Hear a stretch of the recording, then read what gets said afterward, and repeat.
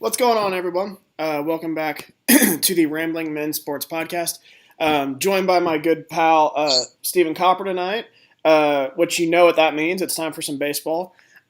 Stephen, what's going on? Not much, dude.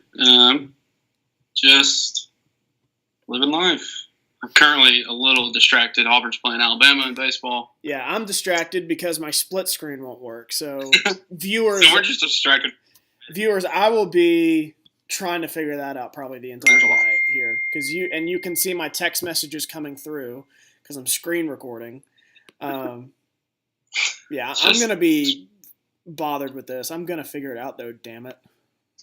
We're gonna figure it out. Yeah, we're gonna figure it out. That's why for now I just have my little face next to Steven's big face until I figure it out. And I had the cursor on me. Let's get that off. So it completely – I had no idea until today that opening day is on – well, I'm going to post this on Thursday. So opening day is today.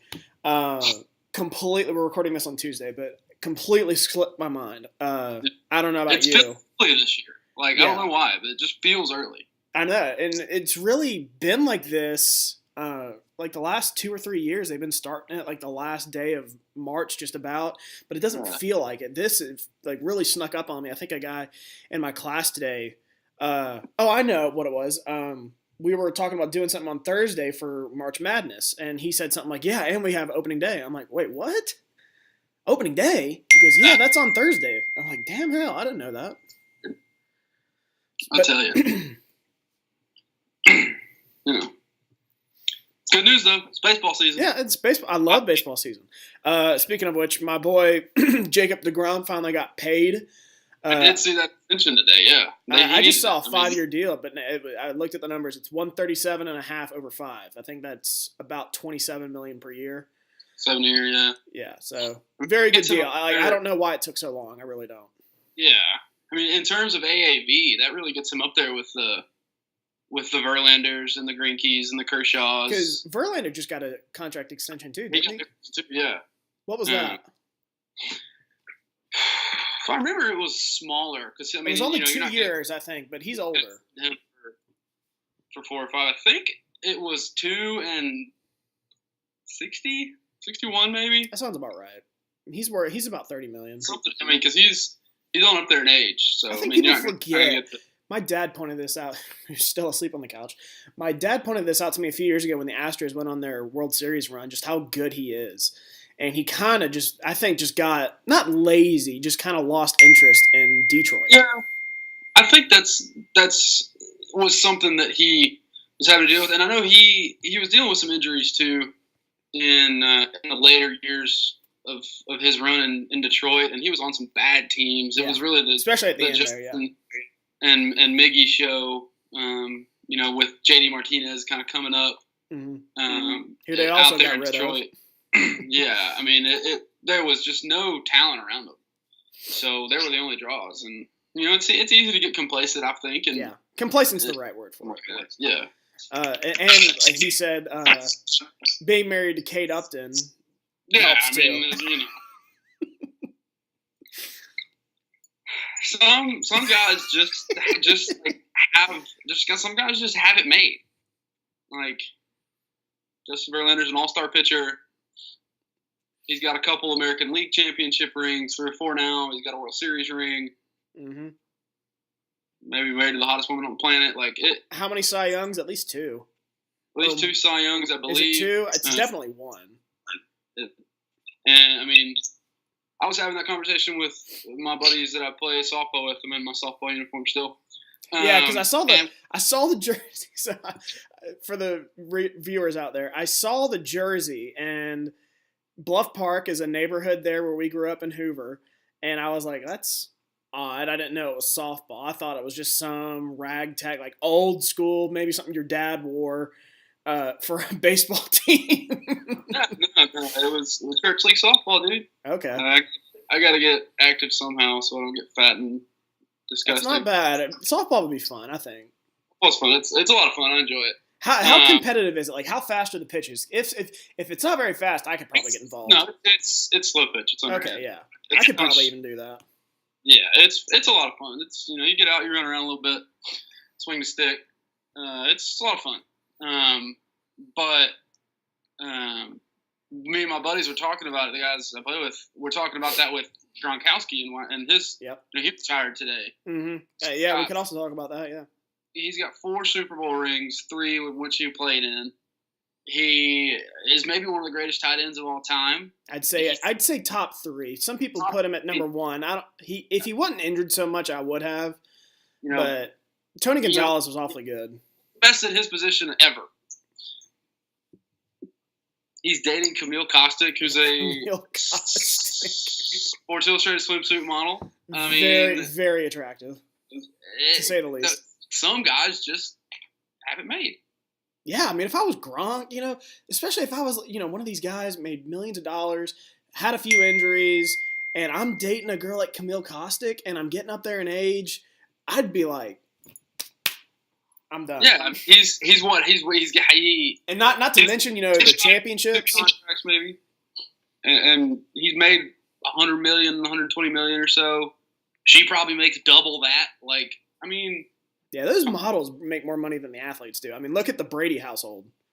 Yeah, Giselle makes 4 times what Tom does every year. It's insane.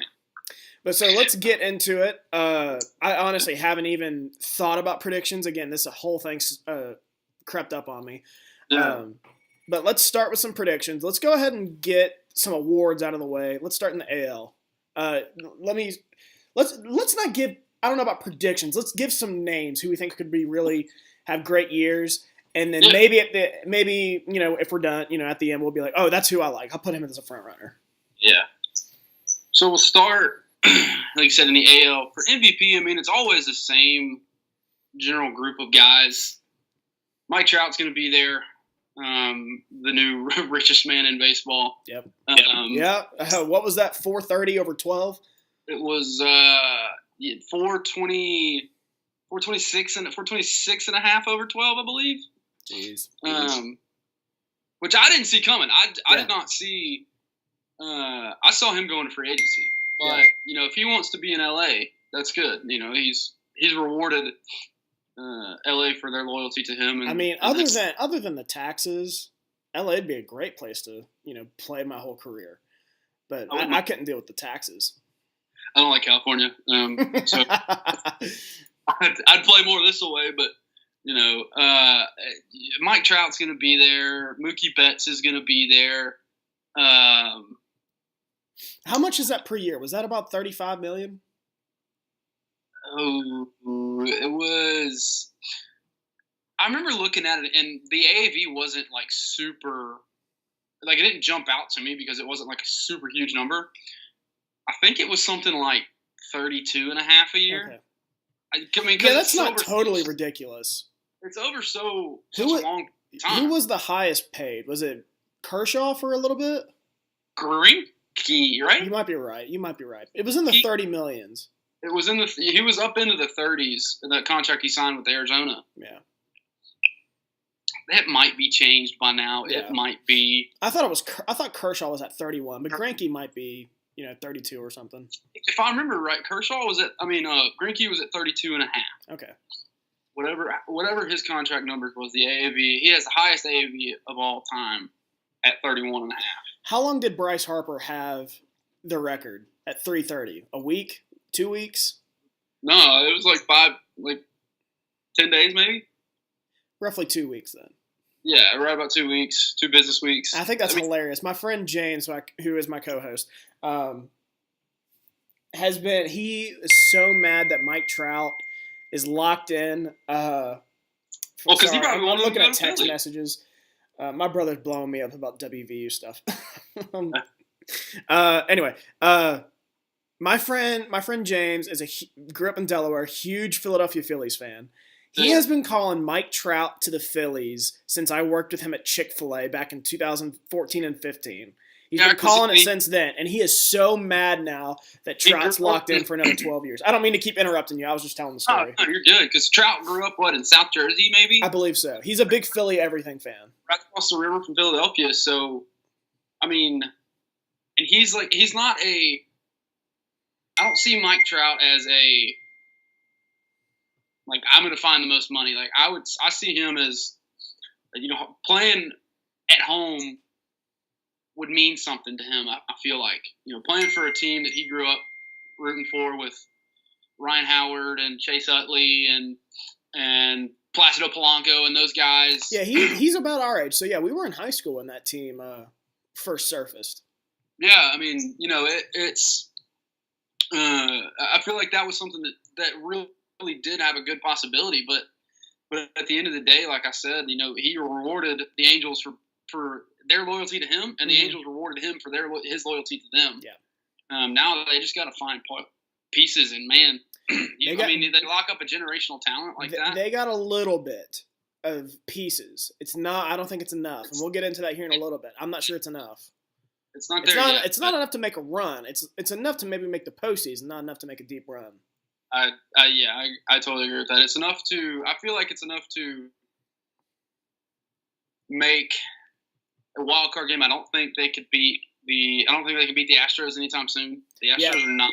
I mean, it comes down to, can you win that division? And right now, it's Houston's division. I don't see them beating Houston right now. Beating out Houston unless there's a ton of injuries. We're all over the place, but then the top wild card team is probably going to be Boston or New York, and I don't see them beating them in a one-game playoff. I mean, I really don't. And the A's are a scrappy ball club. I mean, quietly won 93 games last year or whatever it was. It might have been more than that, Steven. I mean, it very well, because I think Tampa won 90 games last year. Yeah, the Yankees finished with 100 wins, and they were the 4 seed. Yeah. I think the A's might have won like 96 or 95 games, I feel like. Whatever it was. I mean, and the A's didn't really get any worse. No. They might have got better. Yeah. Not substantially, but, they didn't lose any key pieces. So yeah. And that's never a bad thing. Sure, you want to get better, but keeping your core is never a bad thing. No. I mean, so I don't know. We'll talk more about this when we get into my fiance. Damn it! She knows you're podcasting. We're all over the place tonight, man. Let's go. While we're on the subject, let's keep talking about extensions. And your St. Louis Cardinals just locked down a big one. We did, yeah. Jesus Christ. God, woman. Oh, I thought that was me. No, I got 10 text messages here from my brother. My loving fiance, who I just hung up on. It feels like extensions are happening at a quicker pace than normal. Yeah. Like you said, Paul Goldschmidt just got one, which I thought was huge. Yeah.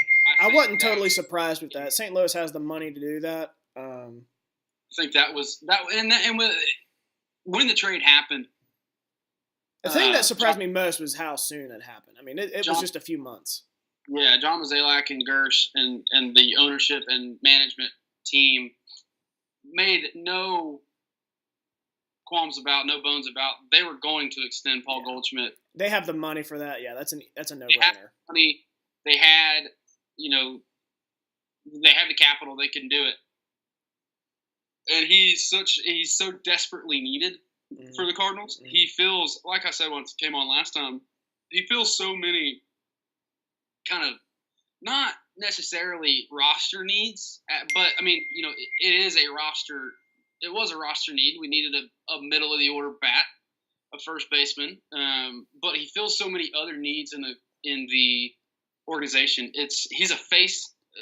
Yachty's not going to be around for much longer.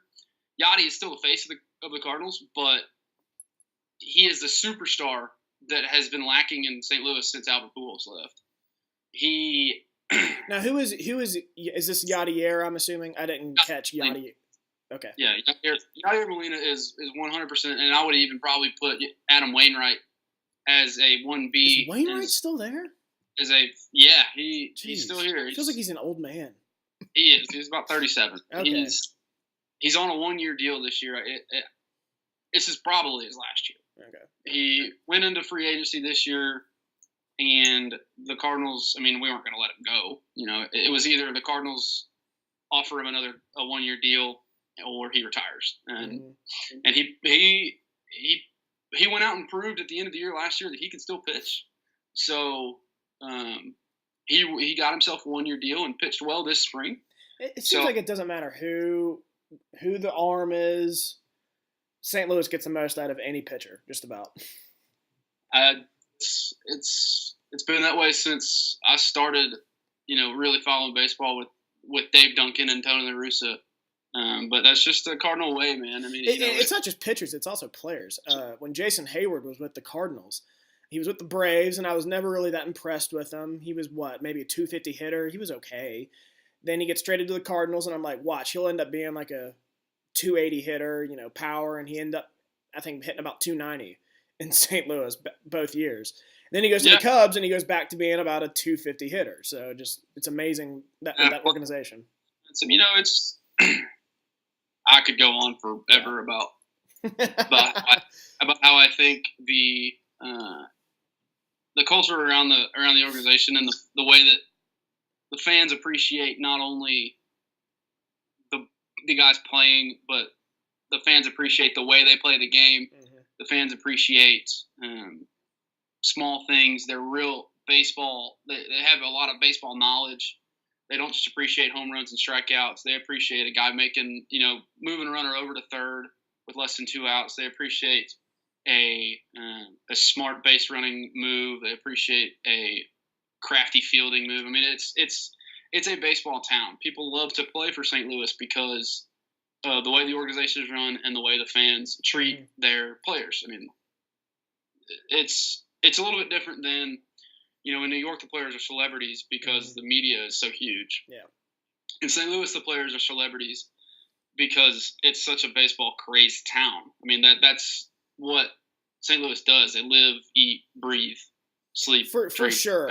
St. Louis, I mean, there are always cities that I feel like, are a whatever sport town. Like New York to me feels like a football town, even though the Giants and the Jets, are polar opposites.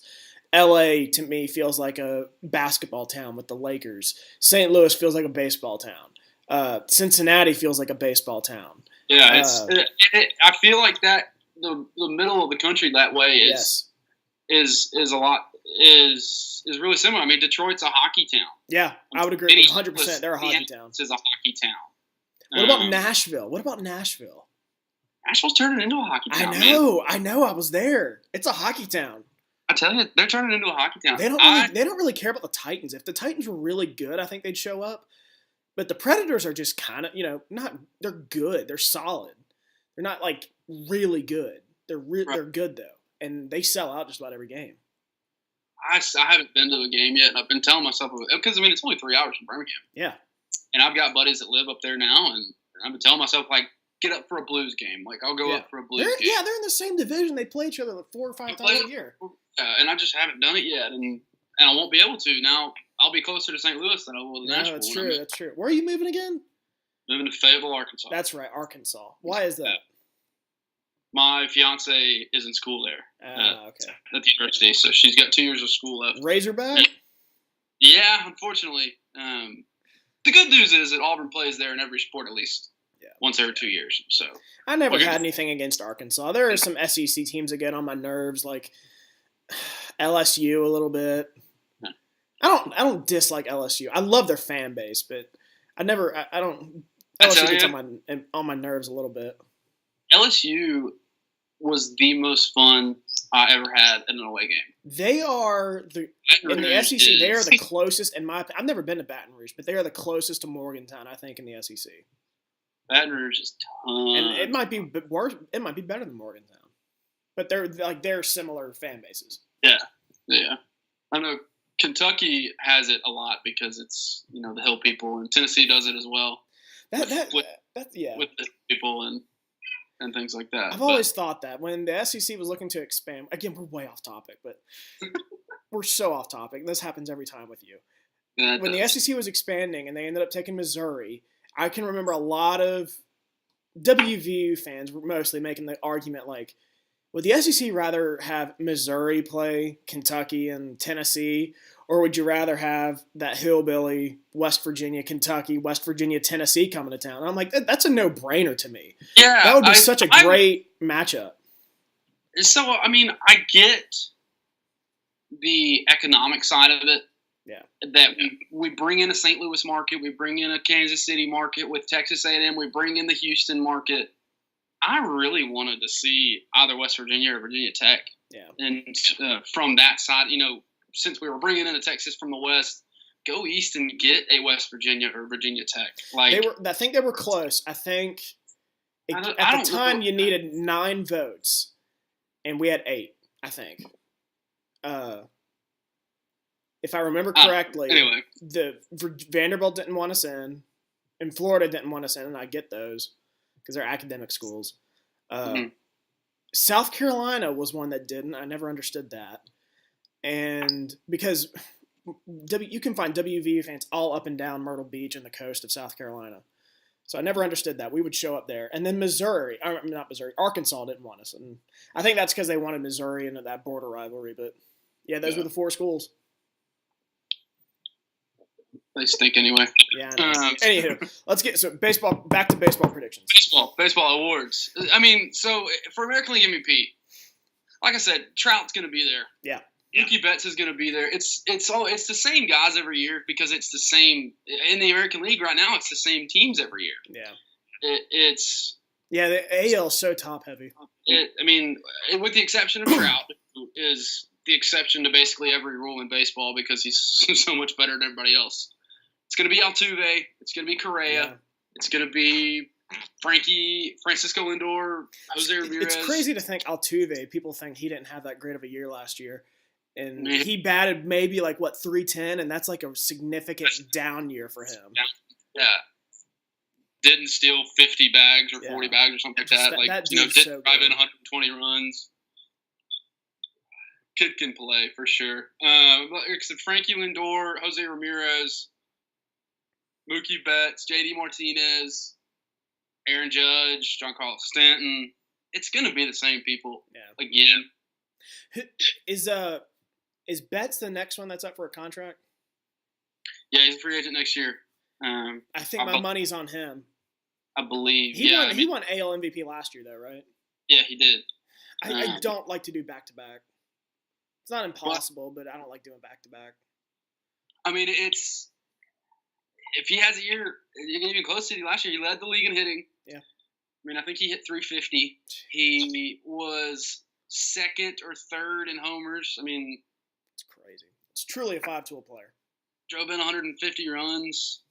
Probably could have won a Gold Glove. I mean, he's the heart and soul of Austin right now. Yeah. And with Sale getting an extension. Mm-hmm. Yeah, that was another one. JD Martinez locked up for another 3, I believe. I think it's 4 years. I think he signed a 5-year deal, unless there's an opt-out. Did he sign a 5-year? JD's locked up for a while. Yeah. Wouldn't surprise me to see Mookie get an extension. Kimbrel and Keuchel still on the market, I believe. I don't know. They are, yeah. They are. I don't know what Boston's capital looks like, but I mean, they're a big market. I want to say they're a little strapped. This might be the end of I don't want to say the end of their run, but the end of them being totally dominant. Shed some pieces, yeah. I think that they're a little strapped right now. And if they are, I mean, Mookie's going to command the class next year. Yeah. With Trout gone. Trout was not until I think 2020. You're right. Trout, Goldschmidt though, and Sale and Arenado were all in that free agency class, and they've all signed extensions. Yeah. So I mean, it'll be him and Xander Bogaerts next year. And Bogaerts are going to get a ton of money.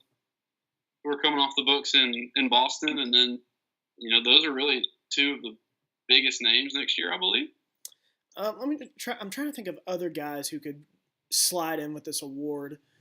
I got a few dark horses for you. Yeah, go ahead. I was trying to think of one. Matt Chapman in Oakland. Who's he? I haven't heard of this guy. Third baseman. Third baseman. Okay. Matt Chapman in Oakland. He's a Gold Glove third baseman. I think he hits third for him. He sprays the ball all over the yard. I think he hit 30 something last year. 30 homers, drove in 110 or 115. Chris Davis is another one who. Okay, yeah, it's also in Oakland, right? Yeah, plays in Oakland as well. Ended up leading the league in homers, I believe. Yeah, I didn't know that. 48 or 49. Him and JD were kind of going back and forth, and I think Chris Davis hit 2 or 3 towards the end of the last week of the season and pushed ahead. Jose Abreu is always one to watch in Chicago. If they could put it together and make a run, Jose Abreu is going to be a key to that, and he's a dark horse. He's a little old. Yeah, he is getting up there because he came from Cuba and didn't make his debut until I think like his age 25 season, maybe 26. Former Cardinal Tommy Pham in Tampa. He was always a guy who played for the Cardinals for a couple of years. Another one of those late bloomers, didn't really make his debut until 26 or 27, spent a long time in the minors. But once he got his opportunity, he took full advantage of it and finished, I want to say it was 2016, finished in the top 10 of the NL MVP voting. And kind of came into the year, maybe it was 2017, kind of came into the next year. One of those dark horse candidates ended up having an injury-riddled season last year, got traded to Tampa, and really tore the cover off the ball when he got healthy, and really kind of pushed Tampa along with Blake Snell who also got an extension. Who also did get an extension, and he really deserved it. And it kind of pushed them to almost surprise contention for that second wild card spot. A little late, but really overlooked because nobody goes to those games and nobody cares about them. But it's such a shame. Tampa, I think, would be a great baseball town, and they don't really care. Granted, Tropicana is a dump. It could be. Yeah. Oh my God, that's the worst baseball field I've ever been to. I can't believe it's still like that's their field.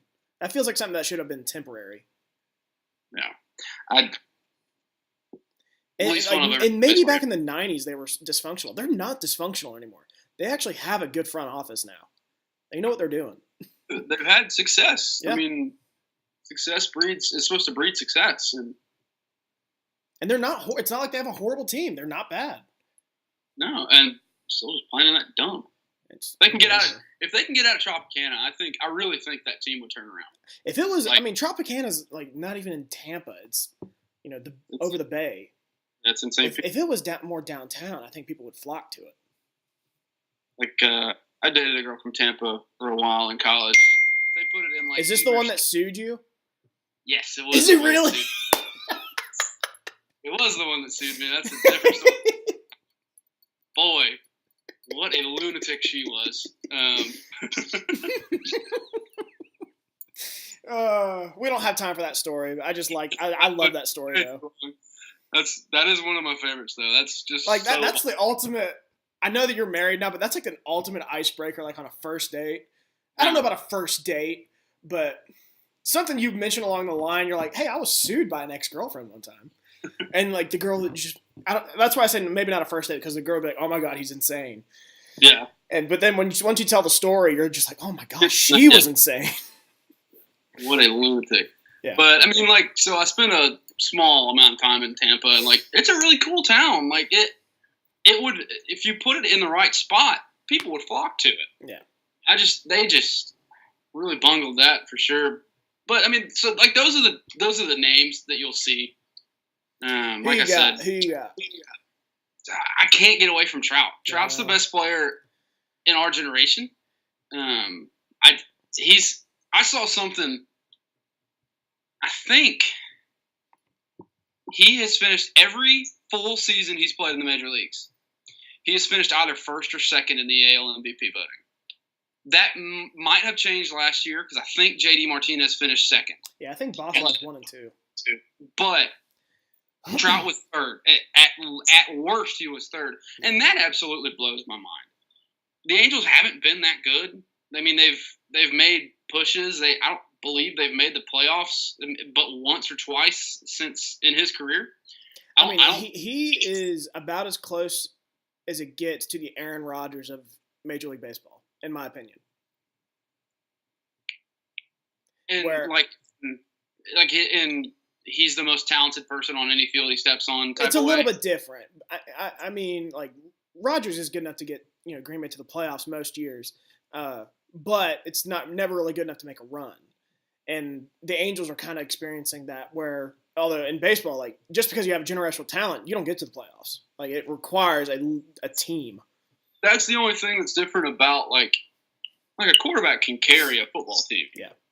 To the playoffs, like you said, Aaron Rodgers is good enough and a generational talent that he can carry a not so great Green Bay team to the playoffs and win a couple of games. Mm-hmm. Make some noise in the playoffs. Yeah, but eventually it will come back to backfire. Right. Mike Trout can't do that by himself. He can't pitch. He can't field every position. He can't hit 1 through 9. He's one person. He has one order in one time in the order. One spot in the order. I mean, he plays one position. He's got to have help, and I'm not sure there's a more consistent athlete of our generation either than Mike Trout. That dude is a consistent. I don't even know what his career batting average is, but he's always like 310 at the least. Wouldn't surprise me if it was 306, 308, somewhere in that range. It's always about 310, just every single year. I read a stat at some point this offseason. I'm not huge on like the analytics and like the new stats that are being kind of pushed, but WAR, wins above replacement, does kind of interest me a little bit. Mike Trout's WAR right now, and I believe he's 27. His WAR right now for his career is higher than higher than some asinine number of Hall of Famers. And they specifically mentioned guys like Dave Winfield, who hit 500 home runs and played for 25 years in the league and hit 30 home runs a year. Harmon Killebrew was another name they mentioned, and who hit 500 home runs and played forever. I'm trying to remember some of the other names, but it just blew my mind that Mike Trout's been playing since essentially we graduated high school, maybe a little bit before then. I think it was about a year later. 2012 is when he burst. Yeah.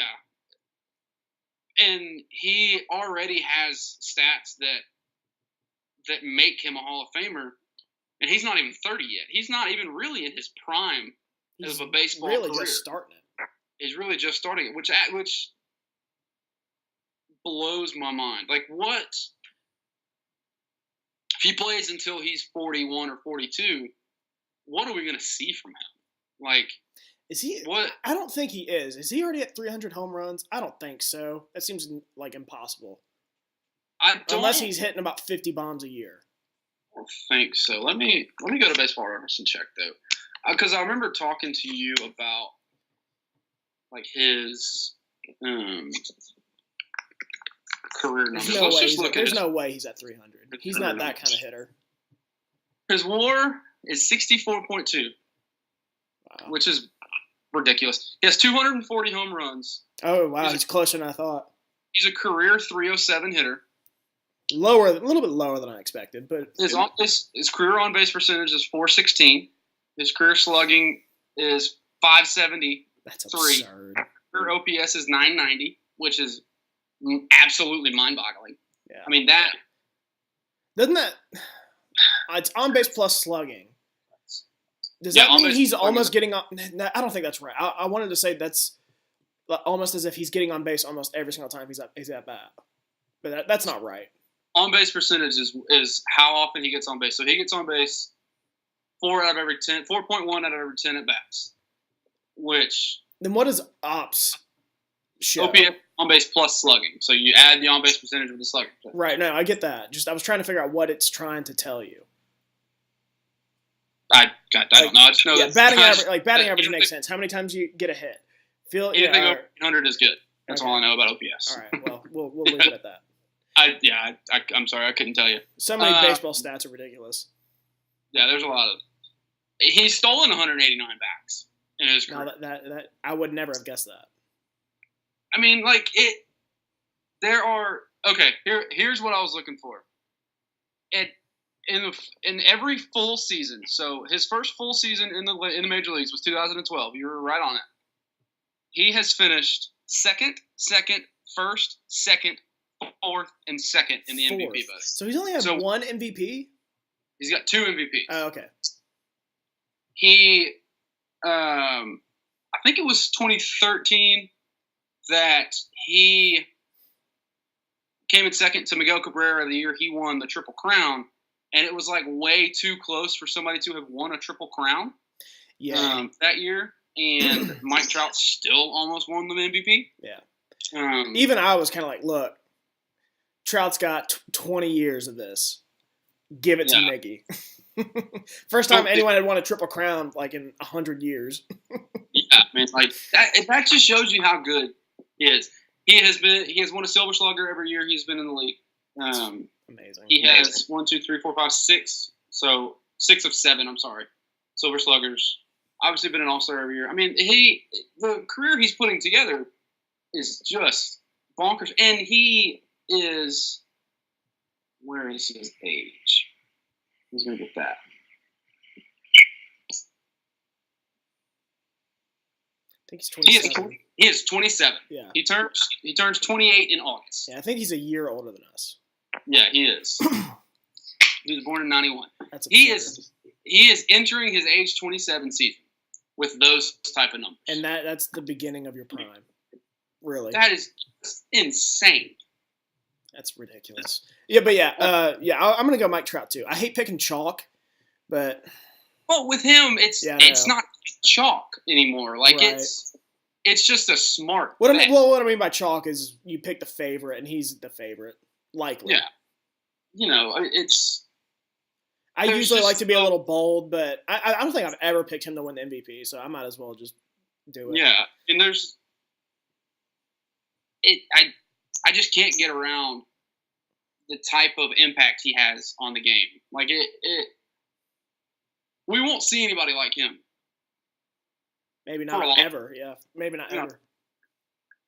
But moving to Cy Young. Yeah, just about to say, let's get to Cy Young.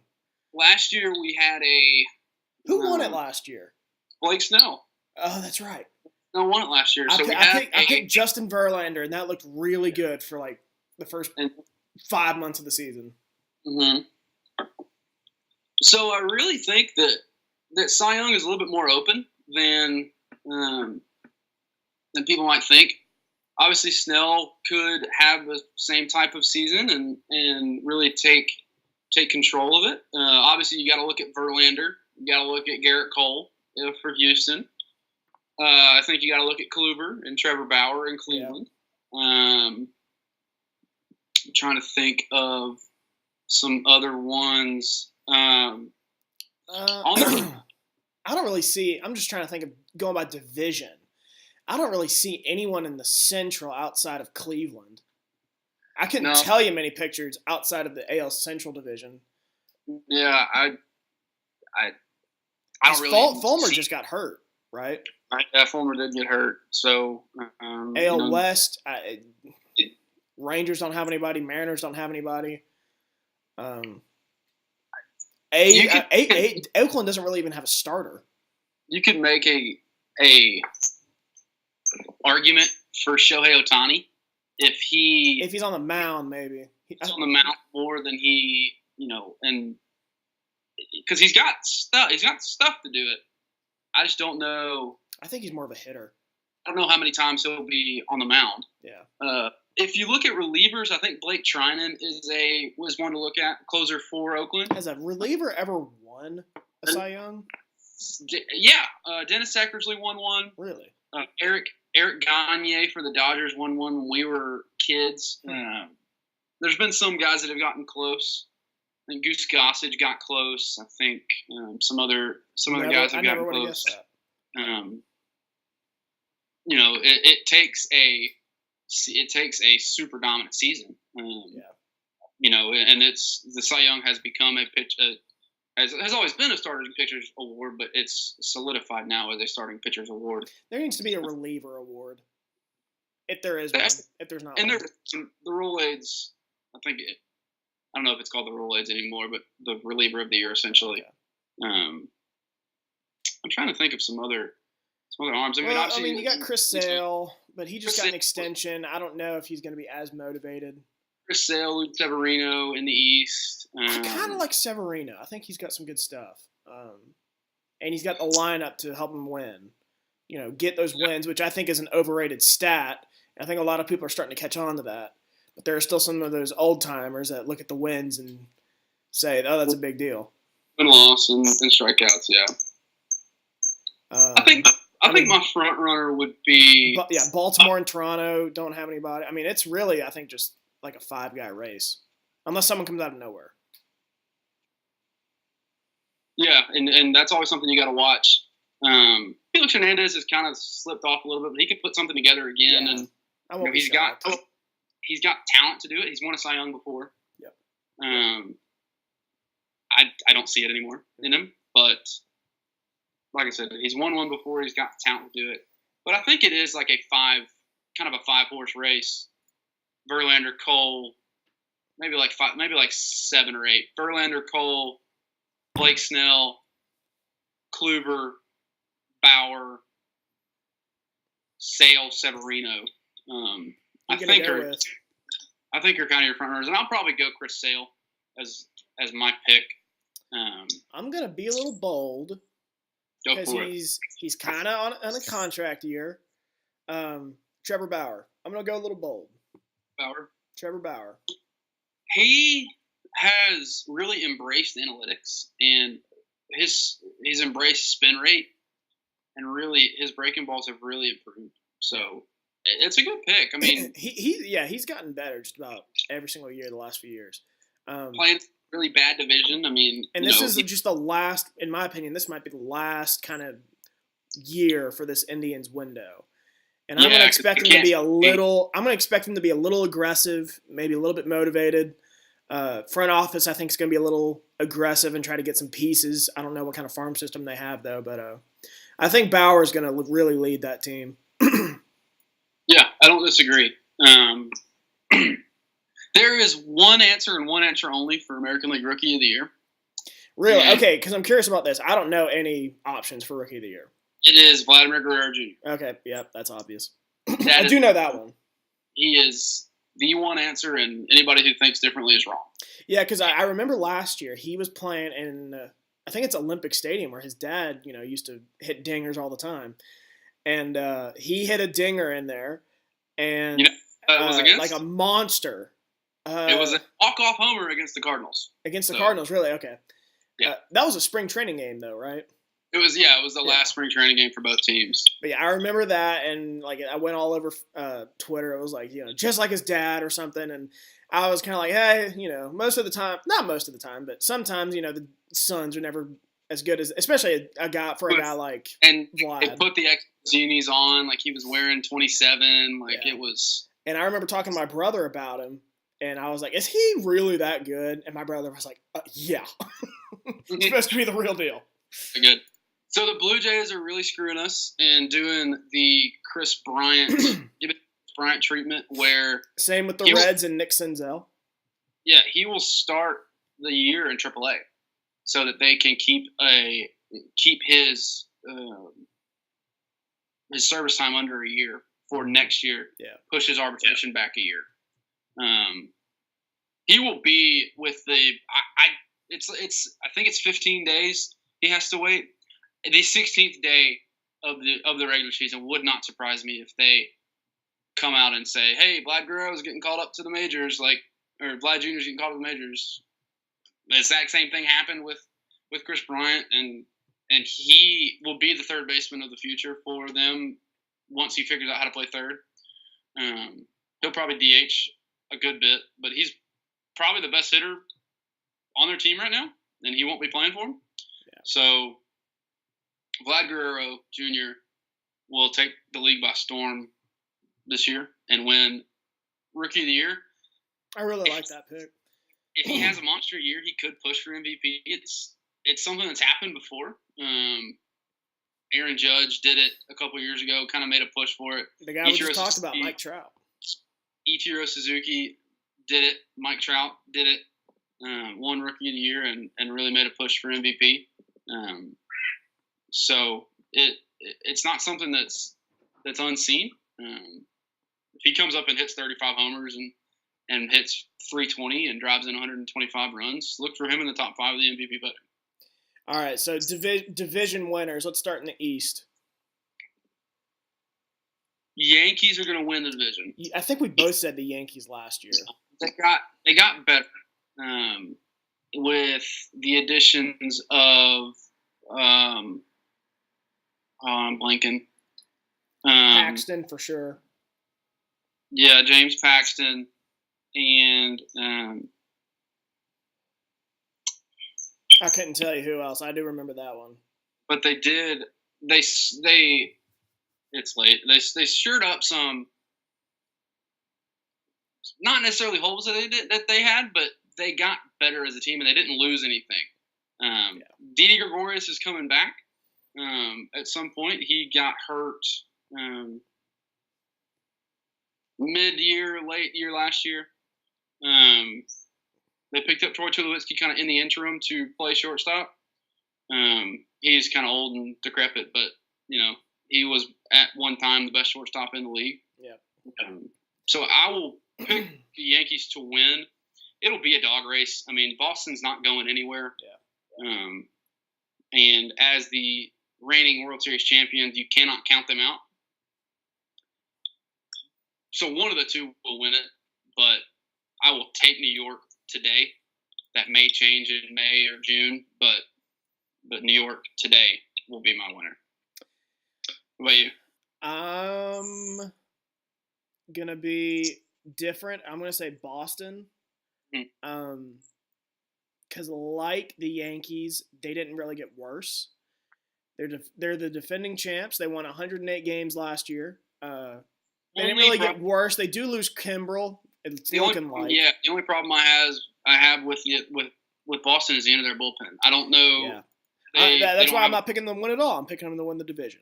But their bullpen is worrisome, but it was worrisome last year, and they still won 108 games. Granted, they did have Kimbrel. But I just don't think the Yankees did enough to close the gap. Paxton's a good arm. He's not really a sale arm, though, and that's what the Yankees need. They were rumored to get Machado and Harper and didn't get either.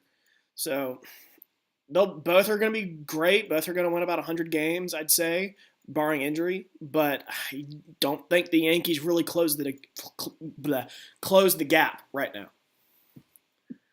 Yeah, it'll be a dogfight, and that'll be probably the best race in the American League will be who will win the East, and whoever like last year, whoever doesn't win the East will be the first wild card. Likely. So, both teams will make the playoffs, whether or not it is,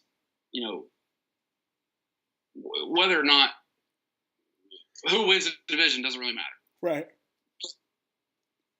I think both in agreement for the Central and the West, really.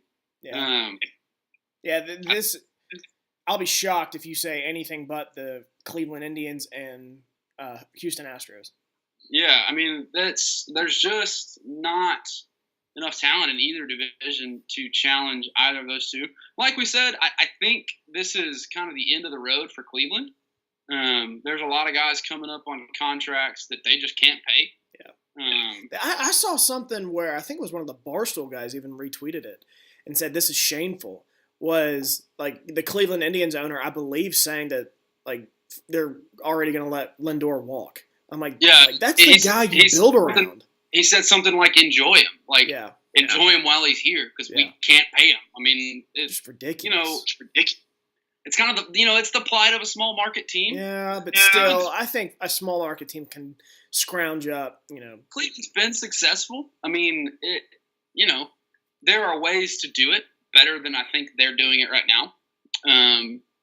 But at the end of the day, if you have guys that develop into superstar talent like they have, with Bauer and Kluber and Jose Ramirez and Frankie Lindor, you just can't pay them all. You just can't pay them all if you don't have the money to do it. No, yeah, I get that. Just pay one of them, though. Have something to build around while you rebuild. I don't see why they don't lock somebody up. Yeah. Lindor or Ramirez. I don't care how small of a market you are, unless you're Oakland. You got money to pay them $300 million over 15 years or whatever, however long these contracts are now.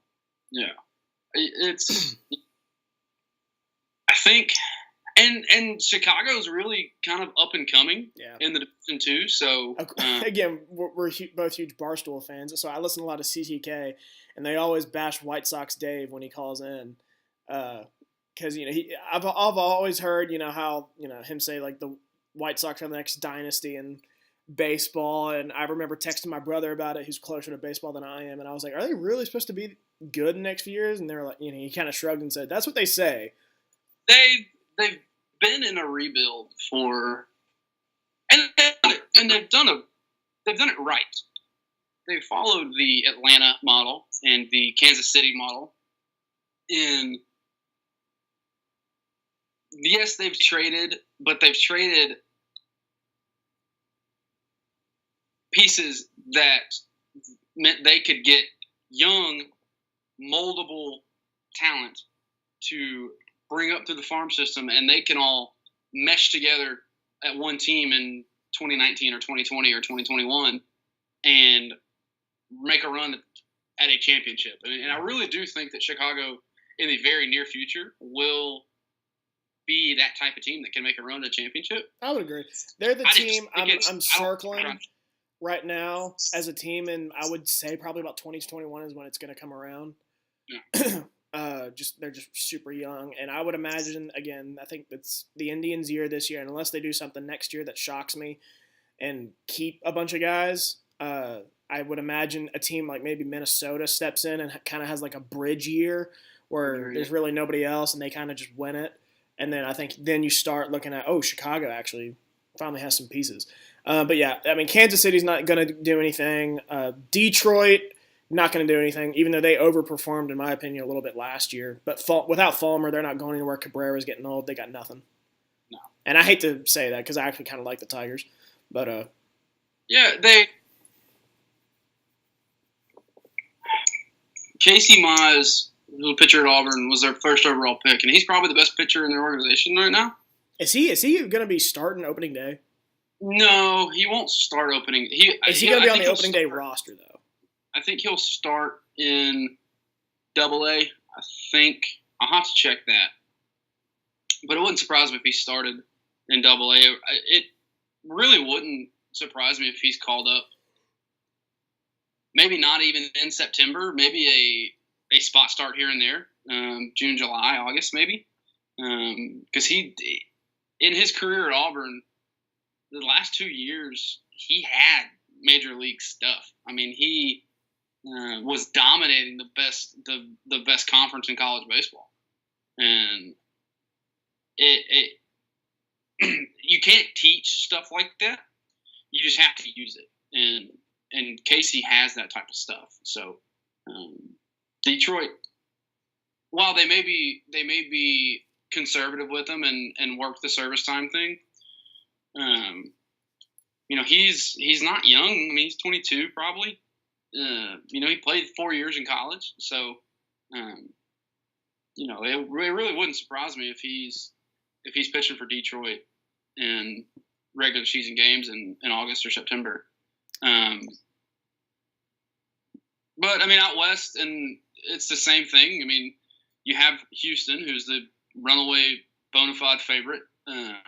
That could be a lot closer than the Central, I think. Oakland, it will be closer than the Central, I believe, because Oakland's a good ball club. Yeah, they have pieces that aren't. They don't have a superstar on their team. I mean, this is your typical Billy Bean team. It really is. It's a patchwork together team of guys that do their job and do it well. Yeah. They may only have two or three starters. It's about every 5 years Billy Bean puts a successful team together. but it's never good enough to go far. He's the best in the league at it. I mean, you know, he's the best in the league at putting together a roster with bubblegum and Mountain Dew cans. Yeah. You know, so it really wouldn't surprise me to see Oakland kind of really push Houston. That's another team. Just because, you know, windows in Oakland are only about 2 years.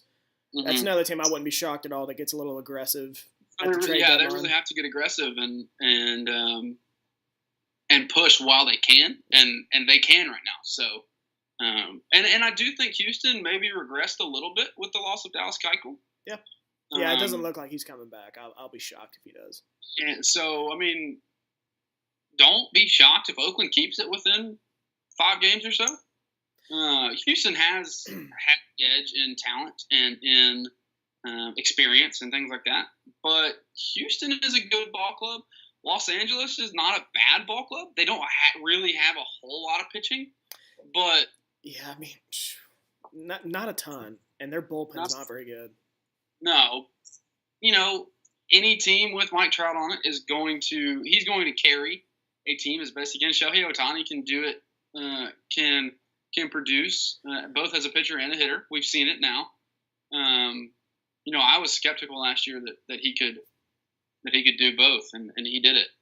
Albert Pujols is going to hit no matter how old he gets. He could be up there in a walker, and he will hit 260 and hit 25 home runs. How much do you miss Albert Pujols, even though it really worked out for the St. Louis? I miss Albert as not necessarily the player he is now. Albert was the cornerstone of the franchise. He was super involved in the community. He was the face of St. Louis for a long time. That's what I miss about Albert. His production was taken in by guys like Matt Holliday and Alan Craig for a while, and you know, some other guys kind of stepped in and took part of the production that Albert is. Obviously, they couldn't do it all themselves.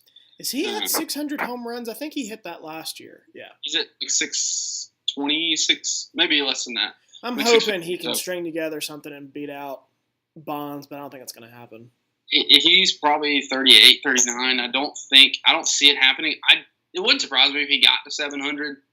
I think he'll get to 700. He's still under contract for another 2 years, I think. For 4 more years. And like I said, he can roll out of bed in a walker and swing it with a cane and hit 260 with 25 homers. Yeah. So I'm not worried about that. It's how healthy can he stay? How many at bats is he going to get? You know, at a DH spot when Shohei Ohtani is kind of pushing for those spots right now. Mm-hmm. He has 633 home runs, and he is in his age 39 season. So still under contract for 2 more years. He's going to crack 700 in these next 2 years, I think. Signed through 2021. So, you know, he'll hit, but they just don't have the pitching to do it. They don't have the pitching. They can't compete with Oakland. They can't compete with Houston. So yeah, I agree. So again, we should have just lumped this in, but first wild card, you picked New York to win the East. Therefore, I would imagine your first wild card is Boston, and then it's the inverse with me. I picked Boston to win the East, and therefore I'm picking New York to get the first wild card. But now we get to the second wild card spot. Who you got?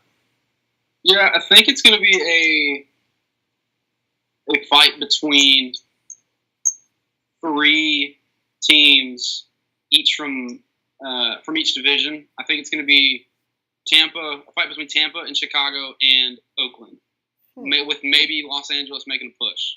Chicago is probably kind of the same breath as Chicago, maybe not, you know, really making a push. So it's probably going to be, you know, my pick would be one of the two of Tampa and Oakland. I'll make the pick as Tampa. I think they have something to prove. 3 teams from the East getting in, so I think they've got kind of a chip on their shoulder from being overlooked at the end of the year last year. Winning 90 games, I think, like I said, they have pieces to do it. Blake Snell is a bona fide number one, Cy Young Award winner. Yeah. Tommy Pham is a guy who can carry a lineup. They have the horses to run with. I honestly probably couldn't even tell you anyone in their lineup outside Corey Dickerson. Corey If Dickerson, he's still there. Tommy Pham, yeah, okay, I forgot about Pham. Kevin Kiermaier, I believe, still plays in Tampa. That's where I'm. They're underrated, man. They're underrated. Their strength is their pitching. Yeah. And they have a really good bullpen. I was about to say they got to have a good bullpen then if they were that good last year. Of names that nobody knows except for Sergio Romo. So don't overlook Tampa. I'm gonna pick him to kind of as a surprise second wildcard team. I am under the same impression. I think it's going to come down to about 3 teams too. 2 of them we think the same way. I think it's going to be Tampa and Oakland.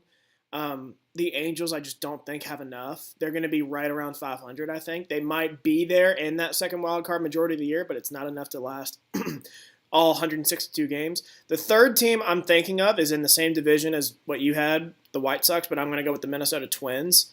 Yeah. They did some under-the-radar things this offseason, like getting Nelson Cruz, and they got somebody else, I think. Just some under-the-radar moves. The problem is with them, since they were sellers last year and lost some core guys, I wonder how that's going to affect them this year. I don't think it's going to be a huge drop-off, but they weren't very good last year. And I think they're still going to be about 85 wins. But I don't know. They traded away a lot last year. Yeah, Brian Dozier getting traded away, Joe Mauer's retirement. Yeah. I think that will be a bigger – and they have okay pitching. Irvin Santana is a Cy Young caliber player, but that's really about it. They got some guys that can hit, but you got to have some pitching, and I'm not sure they have it. Yeah. I don't disagree. I think the big thing that you'll see in Minnesota is not necessarily a production dip with Dozier and Mauer. I forgot about Sano. He's still there. I think it's a leadership type thing. Yeah. Dozier and Mauer were the cornerstones of that. Yeah. Mauer hurts a lot. I mean, that dude's been there since I can remember watching baseball. Yeah. I think that's going to be an underrated detriment to Minnesota, is losing those 2 guys. Yeah, not necessarily off the field, but out of the clubhouse. I'm going to go the same pick as you. I'm going to go with Tampa just because I think they are so underrated. Mm-hmm. I don't think anyone realizes how good this team was last year. I think we both said – I think you said 90 games. Have you checked to see if that's accurate? No, but I will. Hang on. I mean, they got an underrated lineup. They have – we talked about this a little bit last year, but they did a lot of both. They sold, but at the same time acquired some solid role players like a Tommy Pham. I wouldn't know if you'd call him a role player, but some solid guys. And they have a young core along with some solid veterans. And I think that's going to go a long way. And they have a Cy Young winner in Blake Snell. However, the rest of the rotation I don't know much about. They got a good bullpen, and they're well run. So give me the Rays.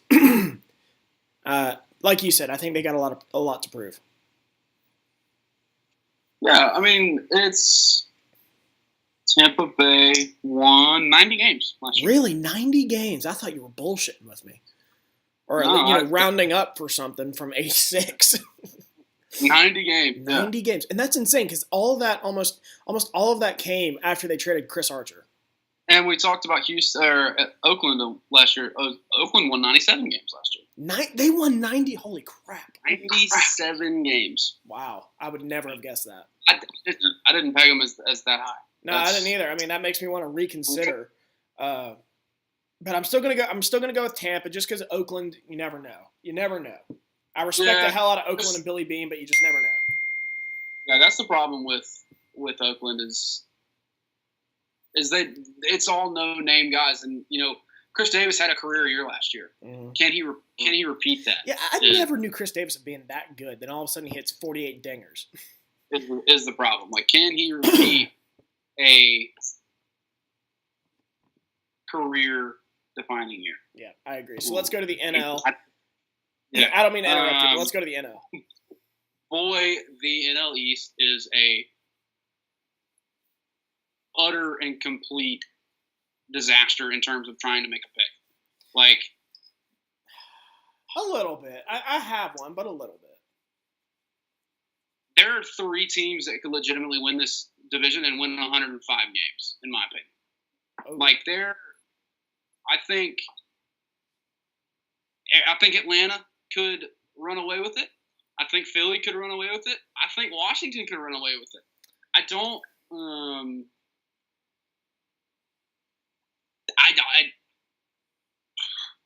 Today I will pick Philly. I'm going Philly too. I don't like Washington as much as other people still. I know they got the pitching, but their lineup's gone. Their lineup's gone. Juan Soto could almost mirror production of Bryce Harper. Bryce Harper didn't have a great year last year. He could easily probably mirror about 240. Yeah, I mean, he and Trey Turner and Wilson Robles and they did get Brian Dozier, so that's something. But I mean, that's like I was talking about. That's a good clubhouse piece. Yeah. I don't know. Give me Philly right now. I mean, Washington won. What were they, like 500, maybe below 500 last year? They were, and that was with Bryce Harper having a down year. 82. They might be able to do better than that. I've been a little, mostly because I hate Washington, but I don't think they're going to. They might finish third. I've had them at 4th recently in the division, but they'll probably finish third. I'm high on Philly not because of Bryce, but because of the other moves they made. Yeah, I mean, they made some moves already where I'm like, I think that puts them over the top. I like the JT Realmuto trade. I believe it was a trade, yeah. They got a pitcher. Oh, the guy from the Yankees, David Robertson to close. I like that pickup. Gene Segura. Gene Segura was the other big one. They made moves that, weren't Bryce. Yeah. Bryce obviously was the big splashy one. But their non-moves were good. Yeah. So that's kind of what's putting them over the top for me. Yeah, even before the Bryce trade, I was like, this is enough to get them in the playoffs because they barely missed it last year. And then they also added Andrew McCutchen, who I think is a really good veteran to have. But then I was like, if they get Bryce Harper, oh boy, it's cooking. And they did, and I think it's going to be cooking this year. I mean, Atlanta's going to be good. Yeah, for sure. They didn't lose anybody. They have a young core. They added pieces like Josh Donaldson. They're about the same lineup wise, in my opinion. Yeah, I mean And I think Philly. Who do you think has better pitching? I lean Philly, but I could be totally wrong. Yeah, I lean Philly because of the front line with Nola and Arrieta. The Braves I don't think have a 1-2 that can match that. I mean, Teheran's pretty good, and the other guy I can't pronounce, but Fulton Newitz. Are good. They're good. Yeah. They're good to very good major league starting pitchers. But Aaron Nola was second in the Cy Young last year. I mean, he was a Cy Young finalist. Yeah, I forgot about Aaron Nola. Arrieta's won a Cy Young. I mean, they're just a better 1-2 than Teheran and Fulton. Yeah. So I'll probably lean Philadelphia. And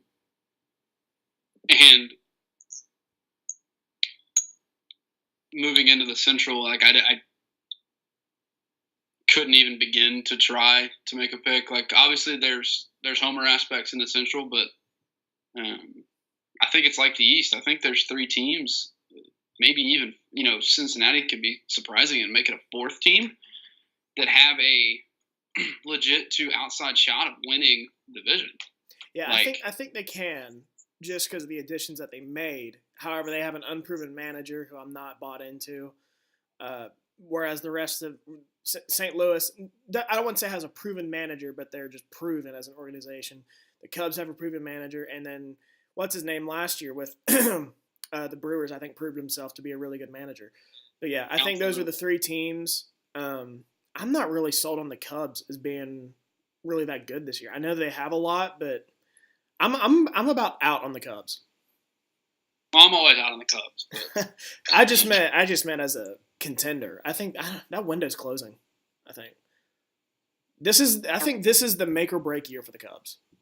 Like, is this going to be the dynasty we all thought it was going to be, or are they just going to fall off?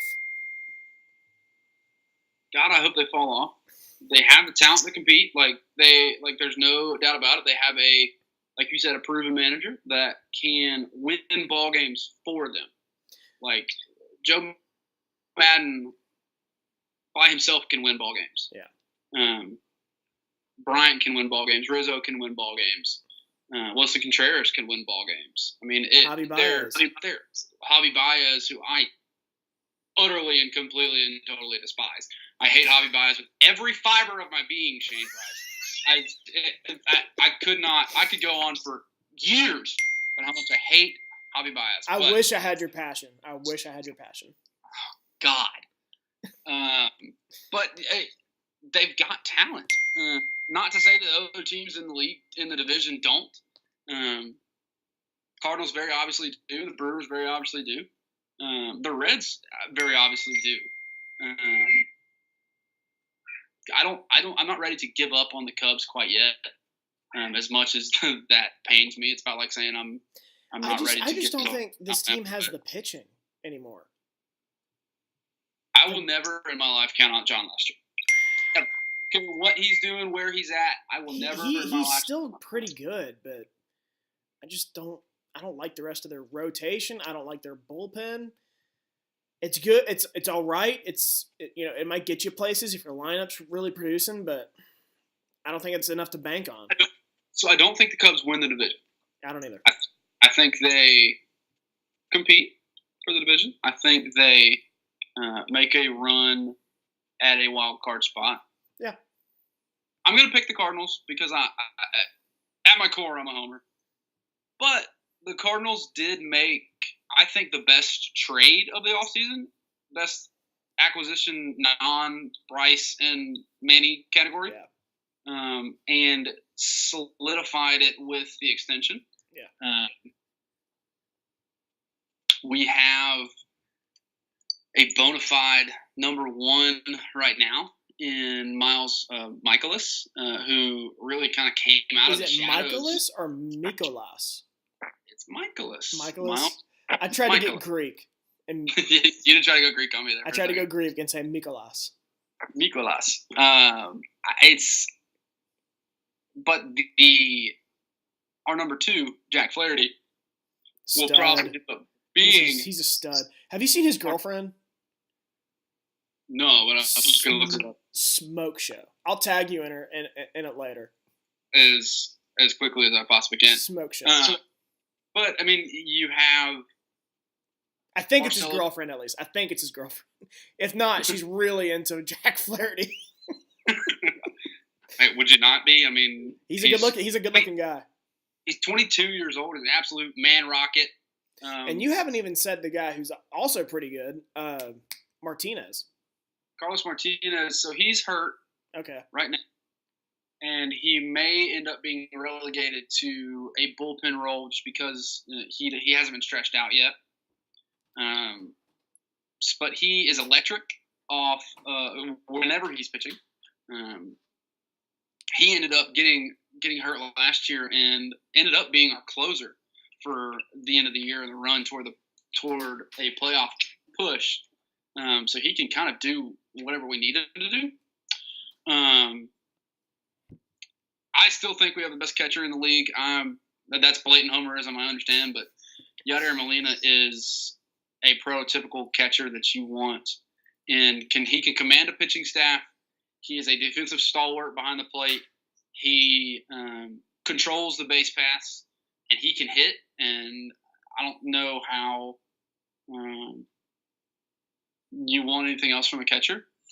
And he's a clubhouse leader. Him and Adam Wainwright control the clubhouse and run it in the way that the Cardinals want it run.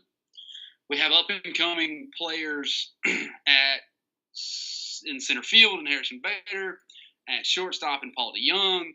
Colton Wong is not really up-and-coming anymore. He's just a solid baseball player. Matt Carpenter was an MVP candidate last year. And let's not forget Morgantown, West Virginia's own Jed Jerko. Jed Jerko, baby. Although starting the pride season of West Virginia baseball. Starting the season on the disabled list with a little bit of a calf issue, he, I think, makes the Cardinals better because he provides an infield glove. Is he really good? I mean, not really good, but is he even good? I'm curious.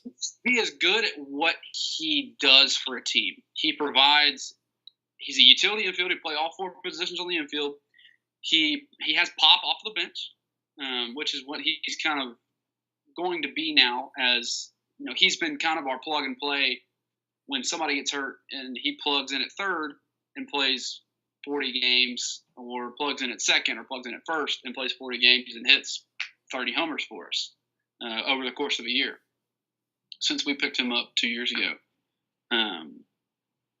Having that off the bench in a late game situation really helps. Jose Martinez is another guy coming off the bench that has the potential, if he played every day and had 4 at-bats every day, could hit 315 and 35 homers.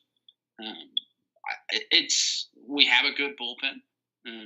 Jordan Hicks coming out of the back of the bullpen throws 105 with about 4.5 feet of movement, it feels like. It throws a little sinker that is the most disgusting pitch I've ever seen thrown by a human. The Cardinals have really put together a team that is very Cardinal-like. It is a prototypical Cardinal baseball team. I think that pushes them to a division title this year. I think this is the year that we kind of shake the monkey off our back we've had for the past couple of years. We stay healthy. We kind of got rid of all the clubhouse issues with Mike Matheny, Mike Schilt, that players love playing for Mike Schilt. He just sounds like a Hall of Famer. Do what? He sounds like a Hall of Famer. Oh, yeah, he does. He does. There are very few guys I can say that about. Manager-wise, Schilt's one of them. He sounds like a Hall of Famer. Him and Mickey Callaway for the New York Mets sounds like a Hall of Famer. Mickey Callaway is the best baseball name of all time. I mean, there's no argument there. Stubby Clapp is a guy that managed the AAA team in Memphis for like 15 years. Everybody in that system that came up through loves him. I think adding him to the Major League coaches roster is really going to help.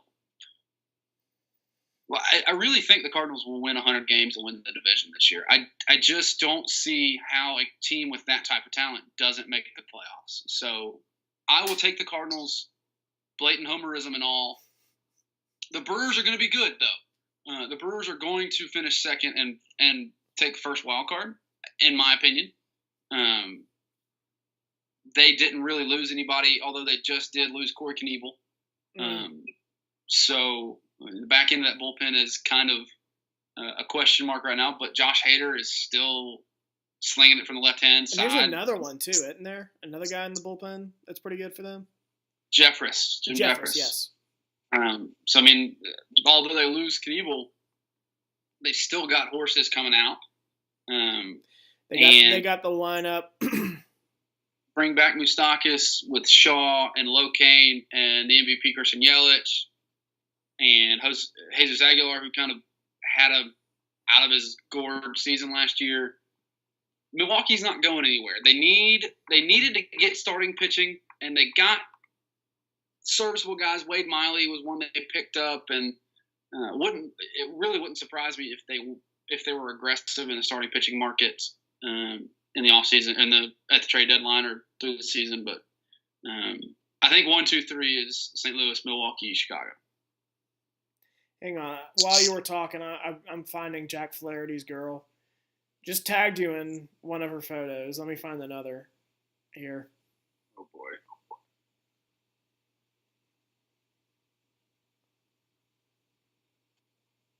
Whoa! Yeah. Yeah. He's a California kid. Flaherty is. So she is very obviously also a California girl. And we think. My God. Yeah, my God is right. I actually agree with you.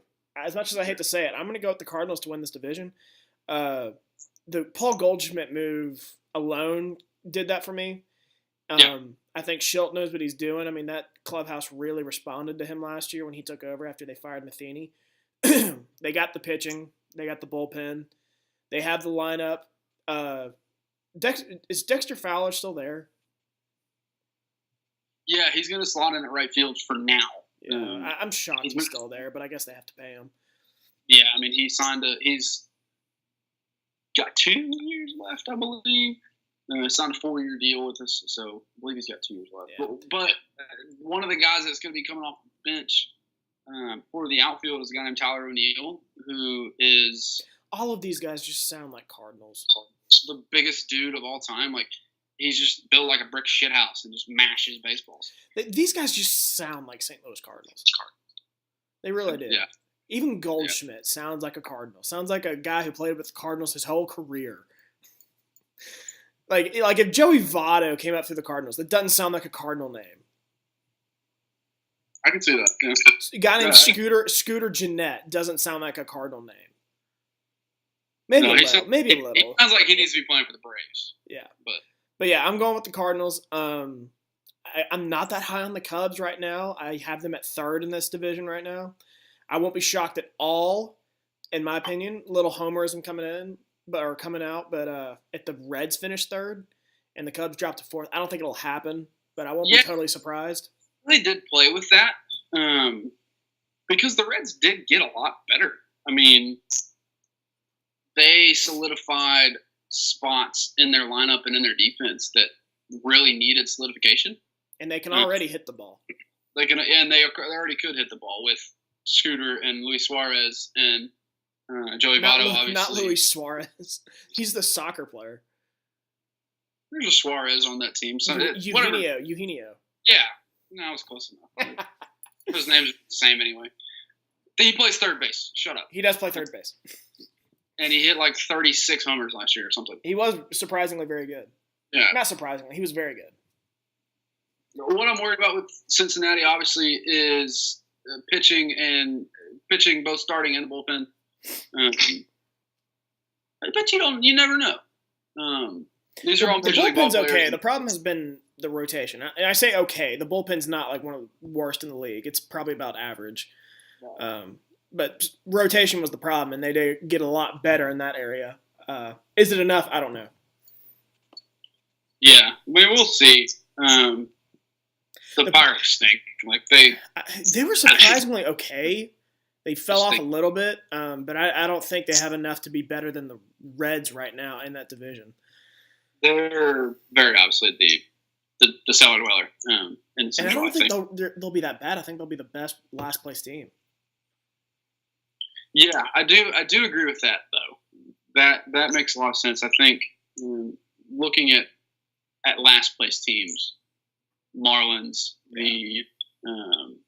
who are going through a rough rebuild. RUFF rebuild. Rough. Marlins probably. Royals probably.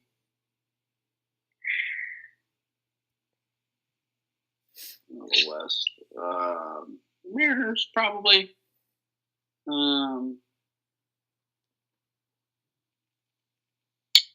Orioles. Orioles, yeah, the Orioles may give them a push. May give their Marlins a push for the worst team. Yeah. And then Marlins and Pirates and Diamondbacks. I don't think the Diamondbacks. We'll talk about them later. But as for the Brewers, just this feels like a team that kind of overperformed last year. I don't think their rotation is better than St. Louis. I do disagree with. I think they performed about par with what they have, which is kind of scary because they didn't get any worse. So no. I think they overperformed. That rotation's not great. They can hit the ball. They got a good bullpen, but that rotation's not great, and that's what prevented me from picking them to make the playoffs last year, even though I really liked them. Right. But they should be fine. They should be fine. I like Craig Counsell as a manager. He has shown me a lot. So they should win about 90 games at the least. I think they'll hold par with what they did. They won 96 games. Yeah, I was going to say 97. They were up there. I don't know if they'll quite get there because they beat up on the Cardinals last year. They won. It felt like, they played 19 games a year in division. It felt like they won 24 of them. I'd be curious to see how many of that was with Matheny and how many of it was with Schilt. Yeah, that would be interesting to look at. But like I said, Cardinals, after winning 88 games last year, really did, I think, get outside of Philadelphia, I think, made the biggest improvement in their roster. Philly won the offseason. Cardinals were right behind them. For sure. So the Central, I think, will be maybe not the tightest race in the National League, because I think that will be the East. I think the Central will be the most competitive division. It's always one of those. I mean, all those teams just beat up on each other just about every single year. The most, solid quality teams because I think there's 4 really quality, solid to average to solid baseball teams in the East, and in the Central, I just don't see outside of the East has 3, I think, with Philly and Washington and Atlanta. I think the West has 2 with the West is really come downhill. I think there's 2 with Los Angeles and Colorado, but like I said, I think the Central will be, like I said, maybe not the tightest race, but the most competitive and the best division. I think moving out west, I think you still have to stay with Los Angeles. Yeah, I didn't None of those teams really got any better. Outside of San Diego, picking up. Yeah, I agree with that. I don't know how much of a difference they can make after a 66-win season.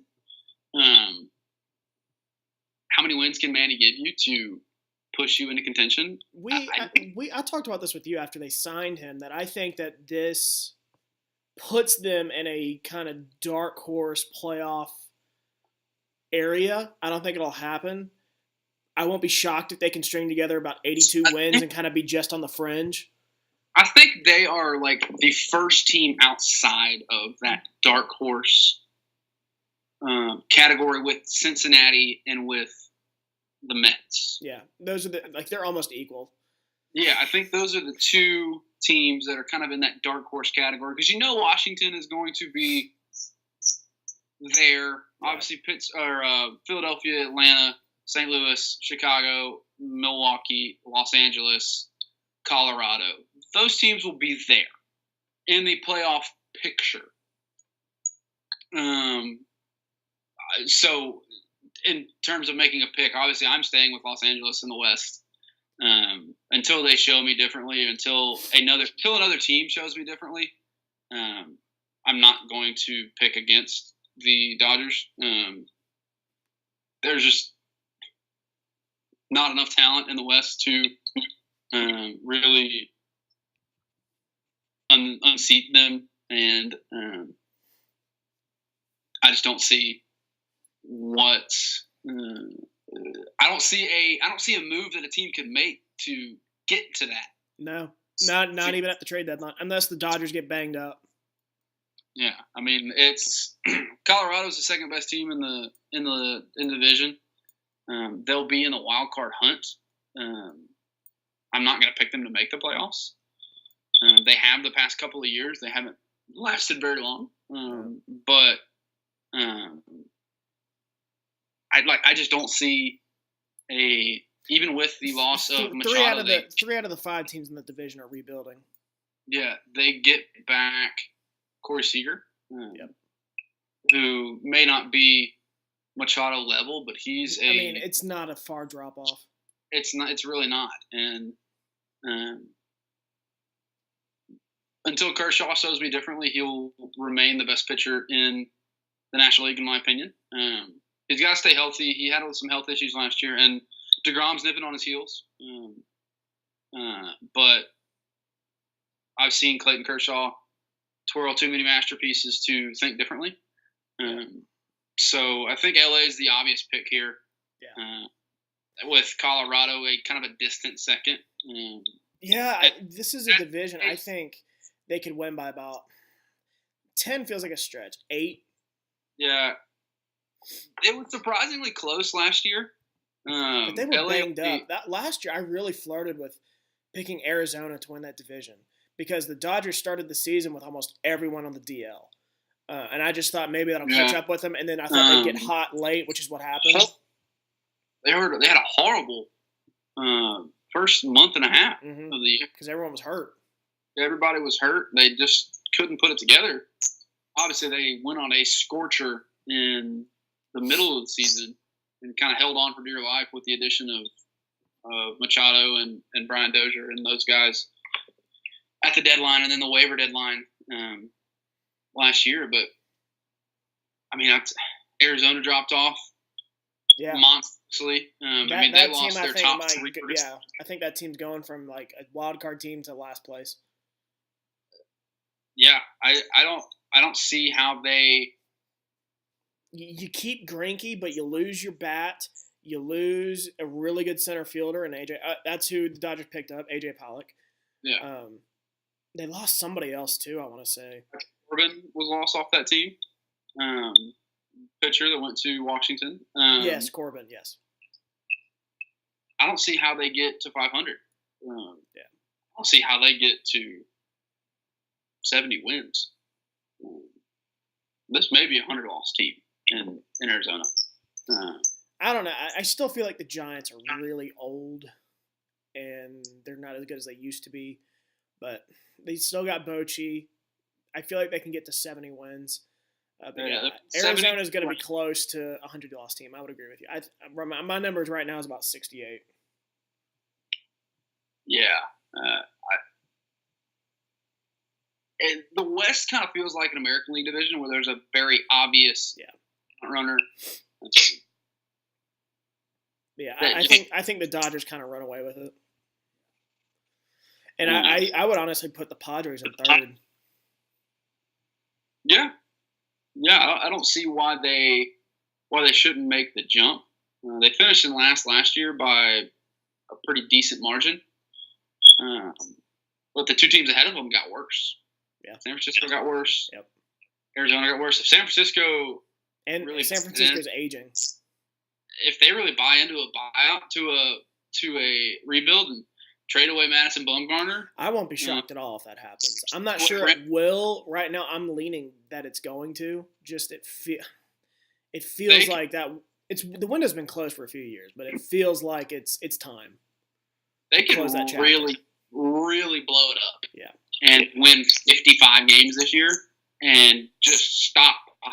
Because we talked about this last week. We didn't put it on the podcast because I had some problems with my computer storage. I got that fixed though, obviously. But we talked about this where we both thought San Francisco was a team that's going to blow it up because just Bochy's retiring. Like it's really no point anymore. Just keep Posey, build around Posey, and just build through the draft for the next 5 years. Yeah, that's not something that I would put past. They have new management.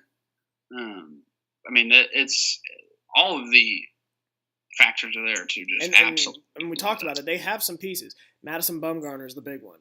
Teams would give a pretty prospect or two for Madison Bumgarner. They have Johnny Cueto. I believe that's still there. He's not very good now, but he's still there. He's proven in the for a team that's making a postseason push. Cueto, obviously Bumgarner as well is maybe as good as anybody in the league right now in terms of postseason pedigree. Same with Brandon Crawford, another veteran, all-star veteran. Brandon Belt is another guy that is a complimentary piece. Maybe not a cornerstone. Yeah, that's a guy. If you need hitting, a team like the Mets, for instance, I could see them getting a guy like Brandon Belt at the deadline, and that would be a nice move for them. It would, yeah. Like I said, all of the factors are there for San Francisco to just blow it up. Yeah, I think it's going to. I think it would not surprise me. And I hate that it could happen this year in Bruce Bochy's last year. Yeah, Bruce Bochy deserves, with what he's accomplished, he deserves to go out with all the cards on the table. Some sort of dignity. Yeah, with some. But I mean, if he go out, they blow it up. They could lose 110 games. Like they won 73 last year and lost McCutchen and Eben Longoria as their starting third baseman. Like, yeah, I mean, that felt like a reach. They were so desperate because they wanted to keep that, hope alive that they were still a contender and even numbered year, And I just remember when they made that trade, I'm like, gosh, that's like 5 years too late. Yeah. I feel bad for Bochy. Really anyway, wild card. First wild card. Milwaukee. Give me Atlanta. Okay. And then second wild card. Atlanta. Give me Milwaukee. Give me Milwaukee. I think those two teams are too talented to keep out of the playoffs. That does have really talented teams in Washington and Chicago out of the playoffs for me. The National League is just good. There's a lot of good teams in the National League, and there's only 5 playoff spots, so somebody's getting left out. And and that's unfortunate because I think a team like Colorado can make the playoffs. I'm not sure they will. They lost some pieces on that lineup. They did keep a core though, and their pitching's okay.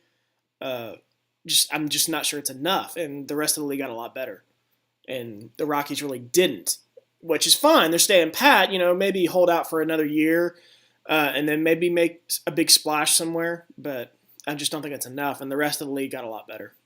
Yeah, losing Carlos Gonzalez, I think, is going to hurt a little bit more than people are thinking it will. Obviously, locked up Arenado forever, which they needed to do because that's their cornerstone. Without it, easily. And yeah, I didn't realize he's won. I think he's 25, maybe a little bit older. 27 at most, I believe. And he's won a Gold Glove every single year. He's insane. Yeah, he's such a good third baseman. He's World Series pick. World Series. How about AL/NL champions first? Okay, in the championship series in the NL, I'm going to take St. Louis and Philadelphia. Okay. And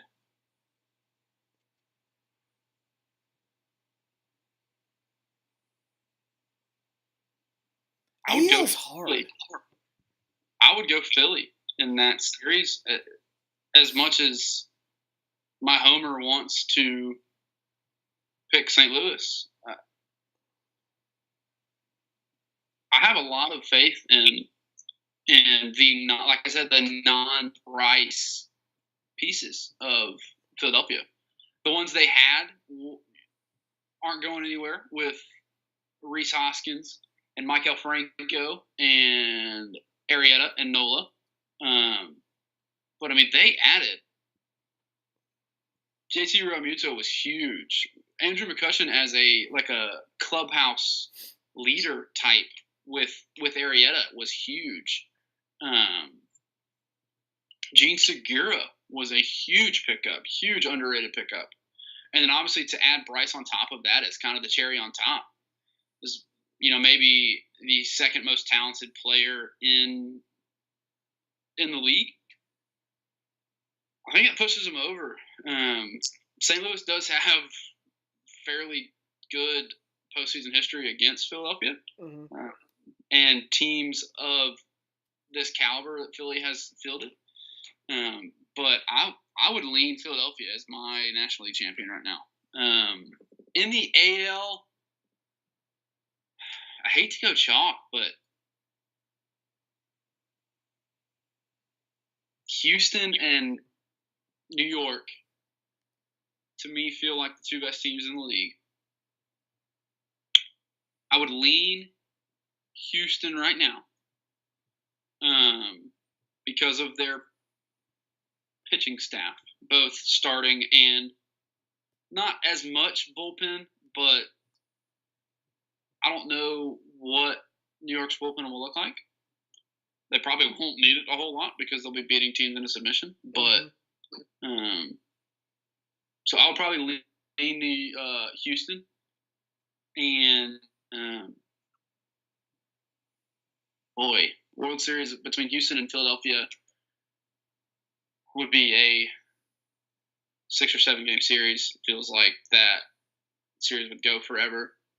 I would probably lean Houston, just because of the championship pedigree that they have. Yeah. AJ Hinch is a super. It feels like he's super undervalued, but he's really not as a manager. I would lean Houston, so I'm going to take Houston as my world champion for the second time in 3 years. Yeah. Gosh, we pretty much have the same thing right now off the top of my head. I'll tell you this right now. I don't like picking defending champions. Right. And especially in a sport like baseball where it's so fickle and changes every single second, game, week, whatever. So Boston and LA are out. It's highly unlikely LA makes it 3 years in a row. In the NL, I'm close with the Cardinals. I just think their pitching's a little too young. Mm-hmm. Give it another year or two, and I think they'll be there. Philly, I need to see how this all comes together. If it comes together, they should definitely be there.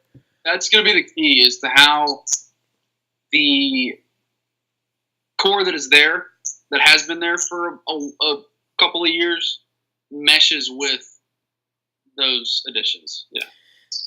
And I already said the Dodgers are out, so that leaves actually my 2 wild cards, and I'm going to go Atlanta. Okay.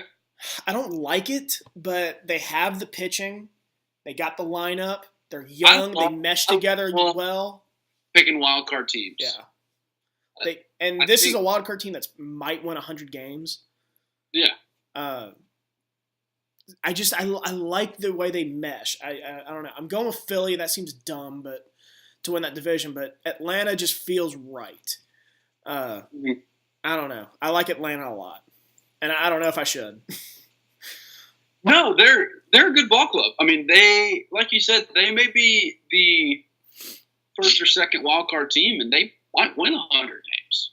Philly just might win 104. It just feels weird. It's easy to say it when the playoffs start, and you're like, no, I'm going with the wild card team to get hot. But in the preseason, you pick a team to win the division, and you pick this team to win the wild card, and you're like, well, I like the wild card. It seems stupid to pick the wild card team over the division winner.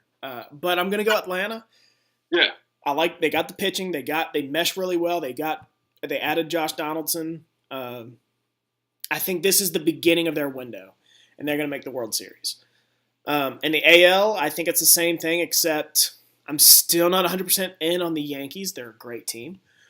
I think it's going to be Boston and Houston in the ALCS, but this time I think Houston prevails because they're going to lose Keuchel, but they got Verlander. They got Cole. Is Charlie Morton still there? I don't think so. Is he still there? I'd have to check. I want to say he went to the Rays. But Houston is kind of in on Craig Kimbrell.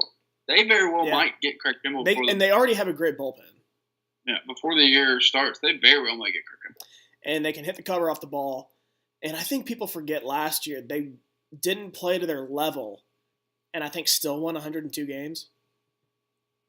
Yeah, let's see. I just had to pull up. I'm pretty sure I'm almost certain they won over 100 games. 103. 103. Okay, so more than I thought. And they weren't playing all that well. They really weren't. That was the biggest thing was they were playing well. They had some guys hitting really well, but like Altuve wasn't playing as well as he could have. Correa wasn't playing as well as he could have. Verlander was hot, but like Keuchel couldn't really get it done. Cole was hot at first, and I think he may have trailed off. They were missing a dude in the bullpen. I feel like they're ready for a bounce back year. Okay, who you got between Houston and Atlanta? I'm going a Southern World Series, Houston and Atlanta. Give me Houston. I don't think Atlanta's there yet. Houston's got the pedigree, championship pedigree, the experience. They got the pitching, manager. They got it all. They should get it done. Man, I know you hate when we pick the same thing. I know. I like to be a little different, but I'm going Houston. It's always been the team I've kind of known in the back of my mind I was going to pick all along. Yeah. Just because I don't like defending champions, even though it's tough to pick against Boston. But at the end of the day, I like Houston's bullpen more, and it just felt like the stars aligned with Boston last year. And that's not necessarily a bad thing. They did they got a lot more out of that team than I thought they would. Guys like Xander Bogaerts and Jackie Bradley Jr. I don't see Mookie Betts hitting 350 again. It could happen. Yeah. I don't think so. 350 is absurd. JD Martinez hit almost 50 home runs last year. Unlikely to happen again. Just a lot of things went their way. Their bullpen overperformed. David Price not overperformed, but stepped up when history tells you he doesn't. And I love David Price. Chris Sale's always going to be Chris Sale, but the lineup really took a huge step forward, and when no one really expected it. Yeah, I don't disagree there. Obviously, they've got talent. And like I said, they didn't lose anybody except for Joe Kelly. And I don't think they were hurt last year, really. Chris Sale was, toward the end of the year, he took, September. He basically just took September off because he could. They were so far out in front. But, I'm kind of with you, though. The non-superstars in, like I said, Bogaerts and Andrew Benintendi and Jackie Bradley Jr.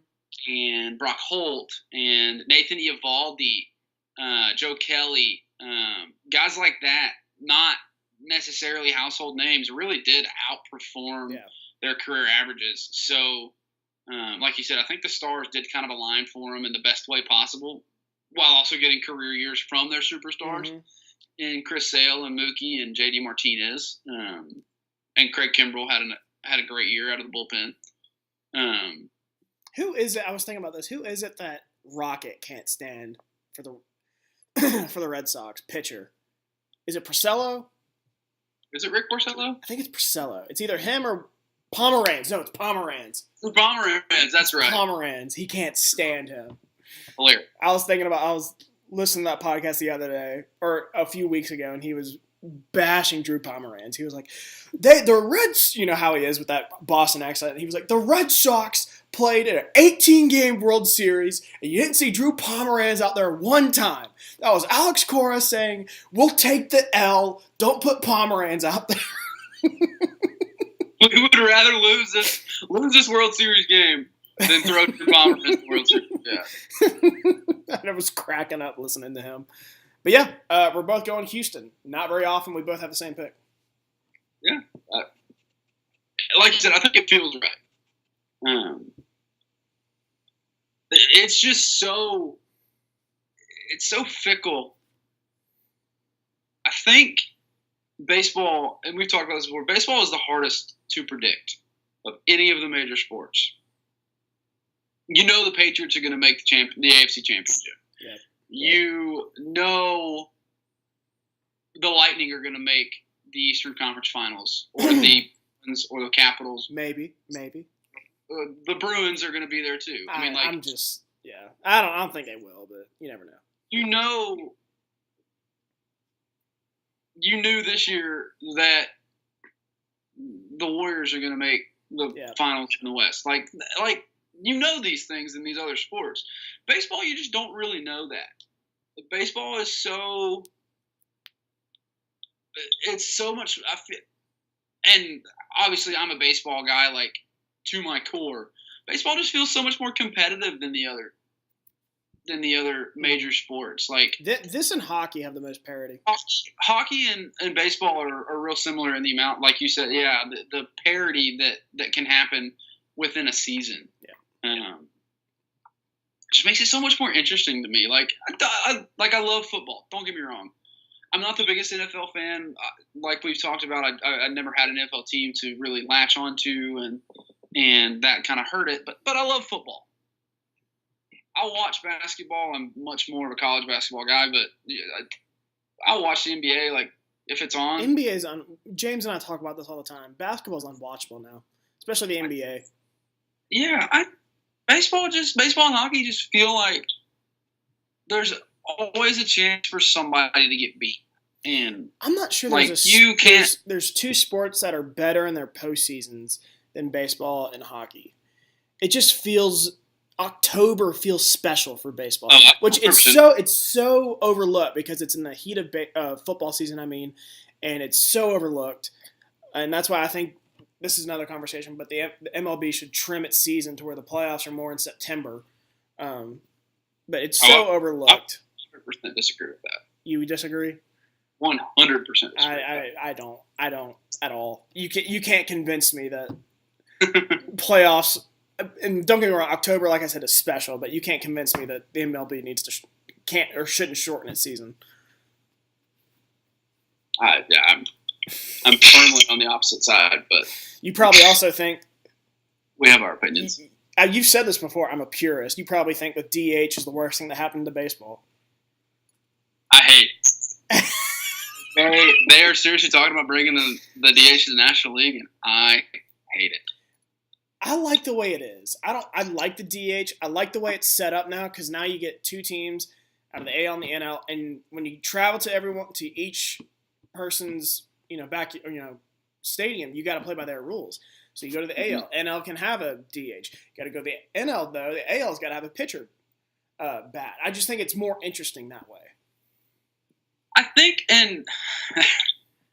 And there have been some rule changes in baseball that I would like to talk about, but like I said, this is something that I could talk forever about is baseball trying to move to a more consumer-friendly game, kind of trying to move toward a younger audience, and I absolutely hate it. Like there's one rule that they are going to implement in 2020 that I think will be the downfall of baseball.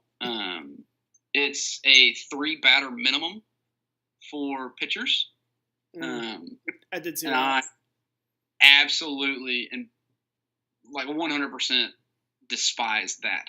It takes game management out of the manager's hands.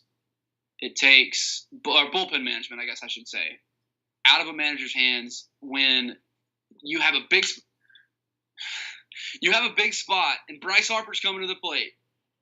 You have a left-handed hitter or left-handed pitcher warming up in the bullpen. His job is to get Bryce Harper out. Lefty on lefty, his job is to get Bryce Harper out. And then after him, Rhys Hoskins comes to the plate.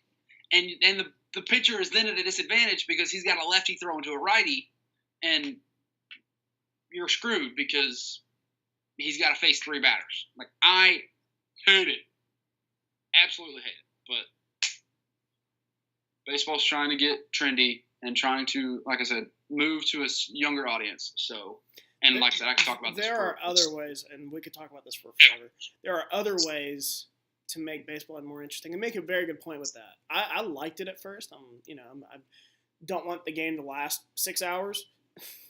So I'm all for, fewer pitching changes, but you make a fair point. And I understand it. And I'm not really pro, for or against it. But. I hated the mound visit rule. I don't mind that. I don't like that at all. I don't mind it at all. I think it takes strategy. Figure it out, man. Figure it out. It's like calling a timeout in basketball. I need fewer of them. Figure it out for yourself. Yeah.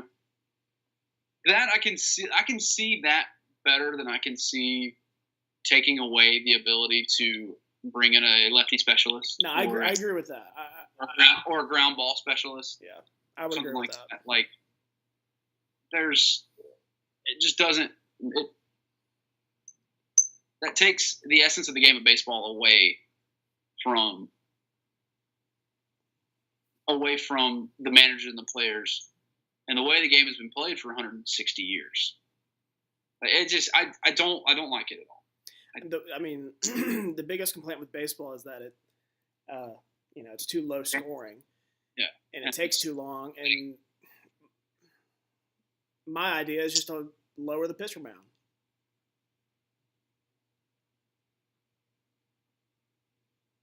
Actually, man, I missed that idea. Just it might make it a little long, just because you're going to have probably the offenses out there a little bit longer, but it's such an advantage for the pitchers now. We got to do something. Got to make it more entertaining. I don't hate that. That's the first I've heard that idea. I've heard it before. Lower the pitcher mound to where it's almost, like on high ground. Yeah, where you're not up, you got the high ground, so to speak. And you're not pitching down, you're pitching, right at him. It's just easier for the batter. I don't hate that. Not bad idea, Shane. Not bad. Maybe we should be running baseball instead of just a bunch of lawyers. We honestly might just have our own baseball podcast. We could. We really could. We could challenge starting 9. I don't know about that. So you want to get into anything, all of this other stuff I had? Oh, you know what we needed to get into? I swear to God, dude, I'm going to keep you till about 3 a.m. if you want. That bracket. That Barstool bracket of hottest TV characters. Yeah, we do need to talk about that. We do need to talk about that. I need to pull that up. Yeah, I'm going to pull that up too. Yeah, we can talk about Game of Thrones and Marvel just about any time. We do have to pull this up. Yeah, and we have time to do that too. Like, we have a month. Well, Game of Thrones, we might be pushing it, but we have a month until... We can get both of them done. We can get a Game of Thrones one in. Yeah. Oh, wait, that's 2018. That's best secondary characters. Whoops. Although that was really funny last year. Here we go. Hottest TV characters of all time. Yeah, I'm working on pulling it up right now.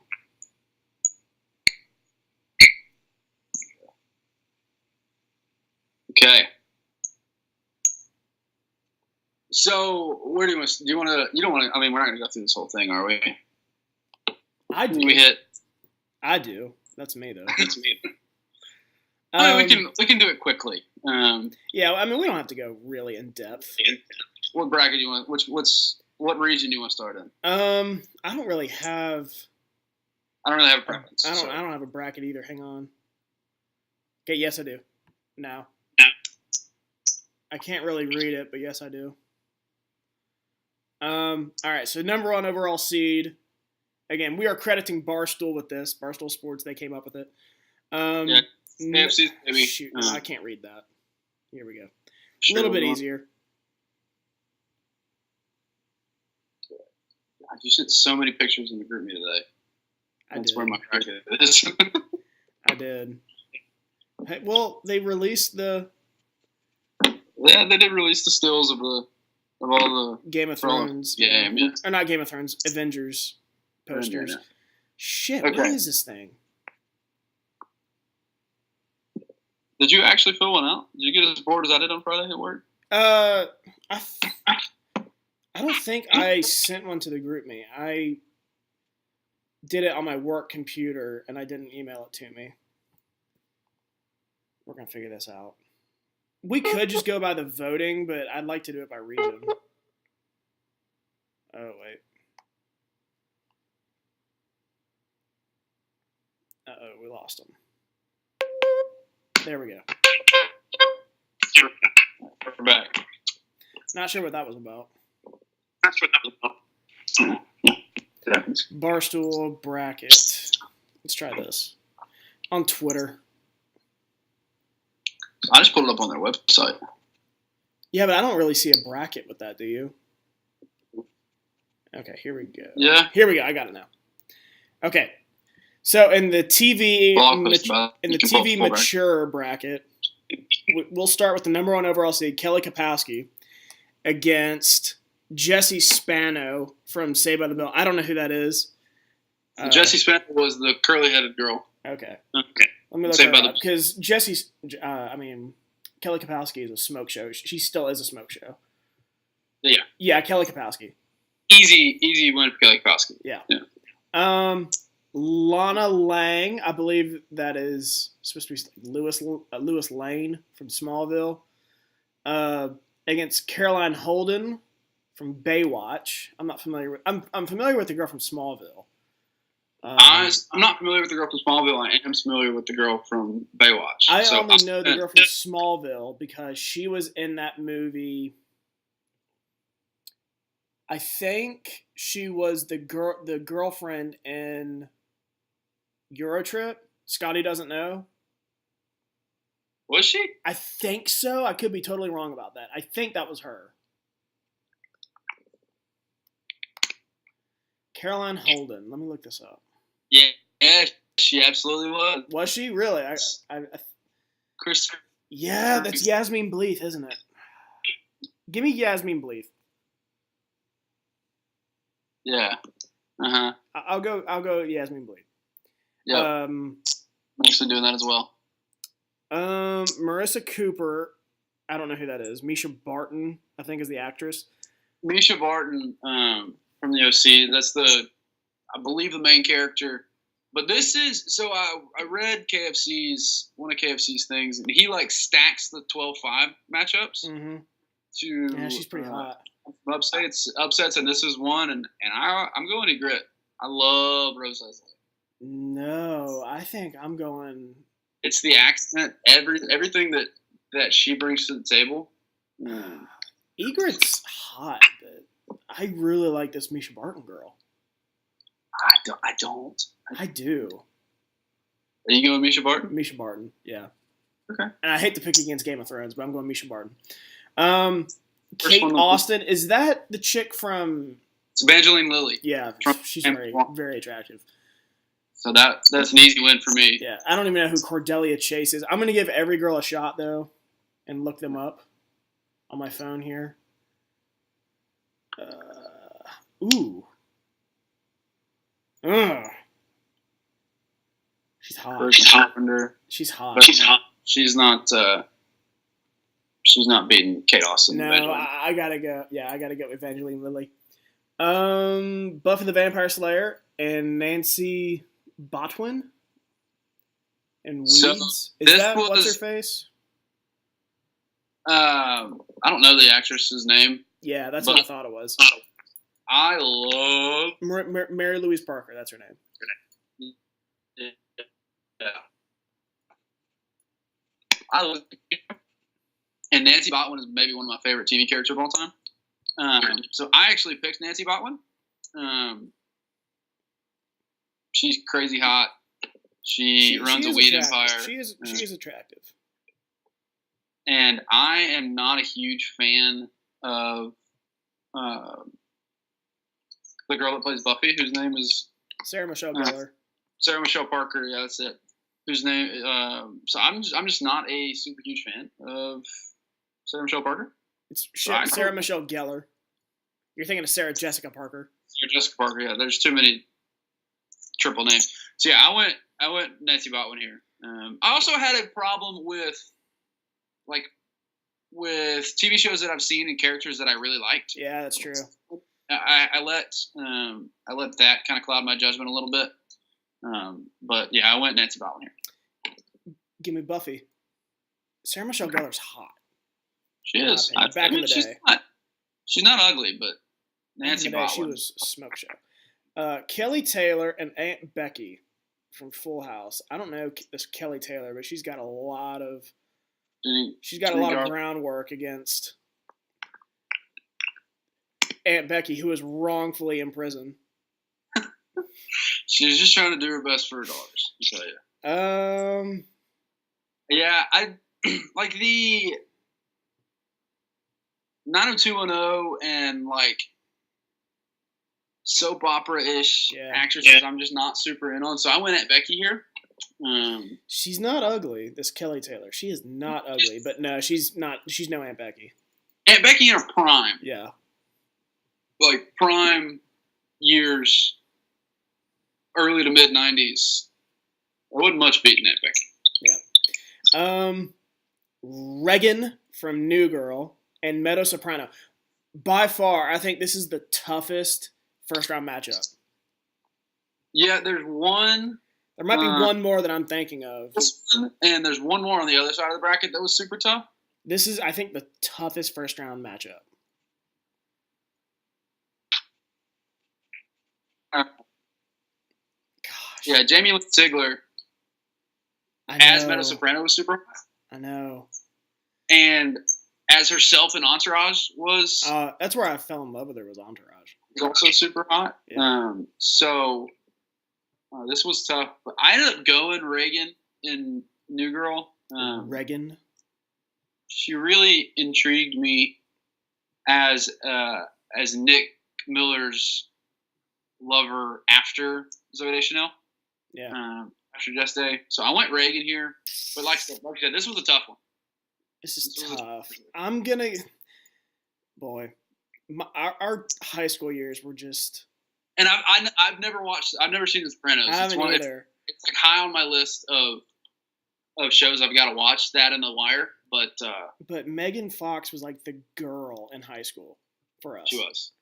It's just hard for me to overlook that. I'm going to go Reagan. I don't like it, but I'm going to go Reagan.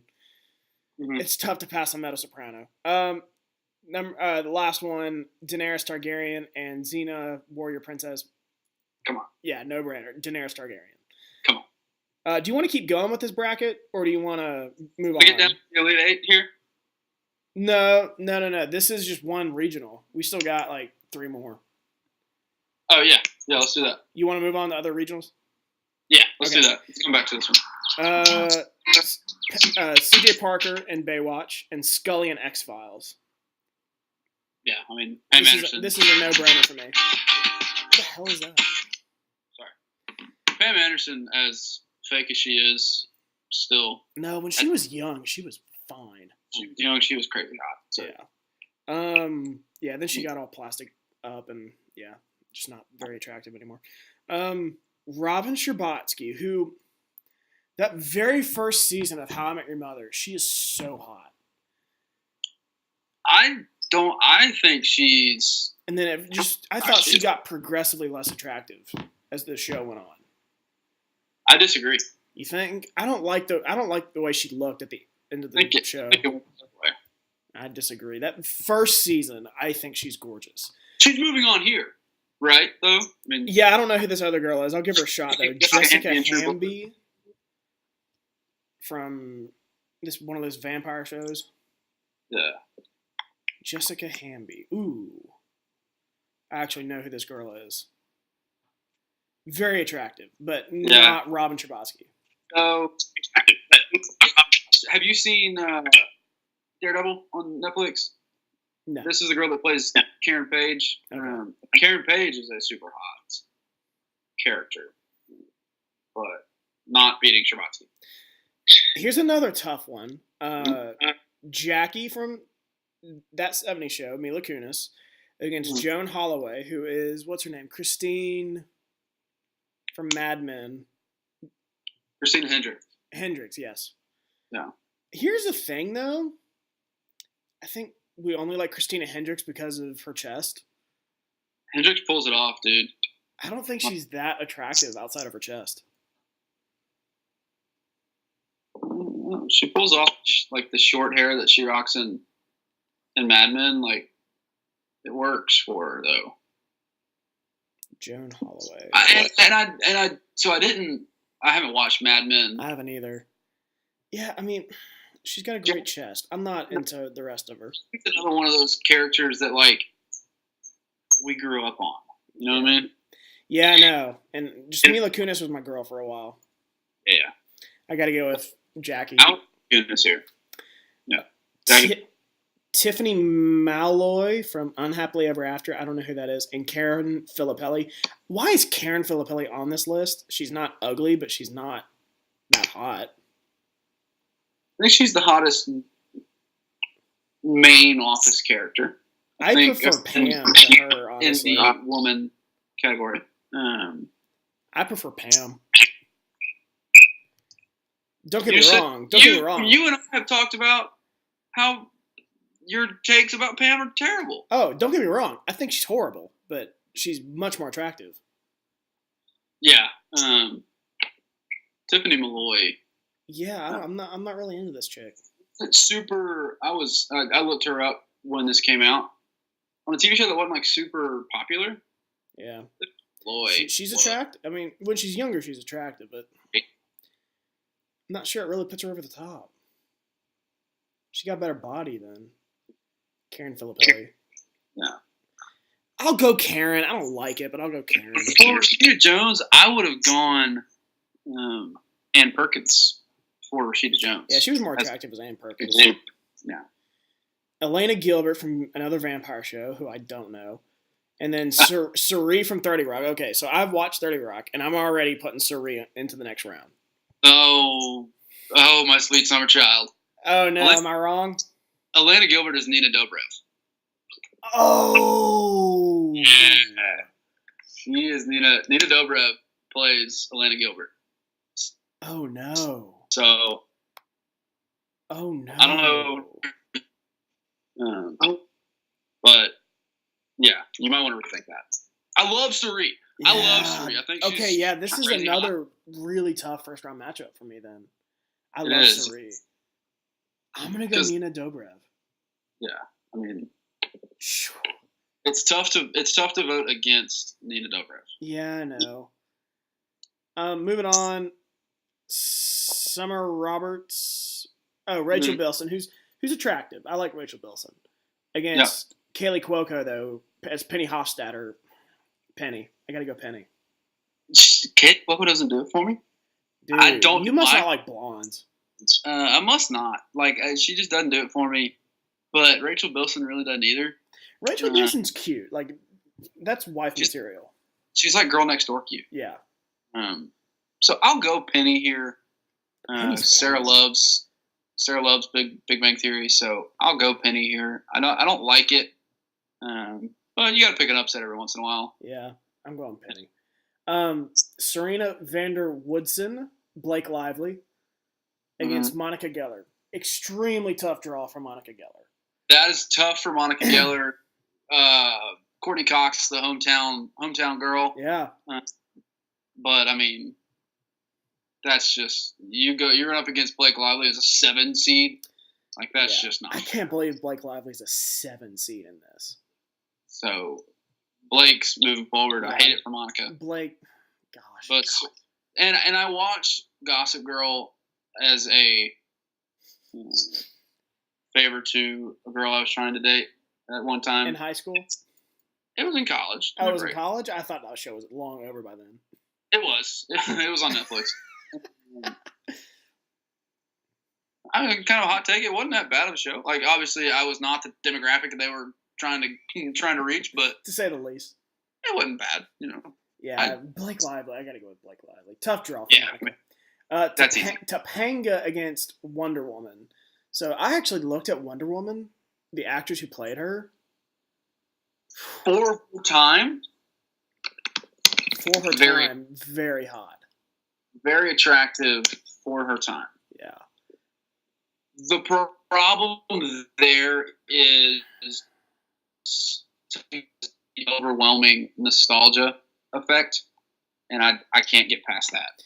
I know. That's another one Topanga was like the first like TV crush we had growing up. Yeah.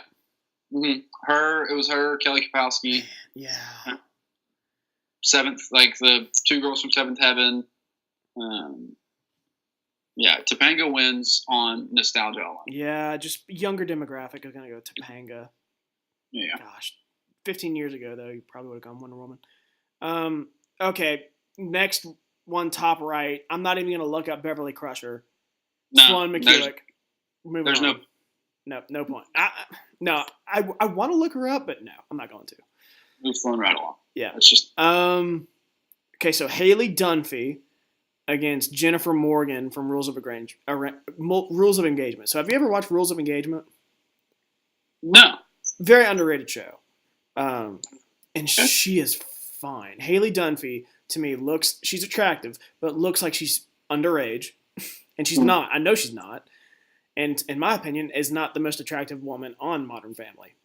Yeah, you're a big Ariel Winter fan, aren't you? Not just her, but the women. Sophia Vergara and the other Claire one. Danes. Right? Not Claire Danes. No, it's the other one that looks just like her. Yeah, I know. Now that you say it. Her name is... It's getting away from me, too. But yeah, the blonde mom. Blonde mom, yeah. Yeah, blonde mom. So bad. I'm going Jennifer Morgan here from Rules of Engagement. Look her up. Yeah, I just did. Yeah, I'll go Jennifer Morgan. Yeah, with you because I'm not a huge. Was it Sarah Hyland? Is her name? Yeah, and she's not ugly. Just she looks like she's 14. Yeah, it's tough. And then here's another tough one. Boy, does Marjorie Tyrell get a tough draw here? I mean, yeah, Natalie Power Ranger is crazy hot, but Pink Power Ranger, like she didn't even have a name. It's just Pink Power Ranger.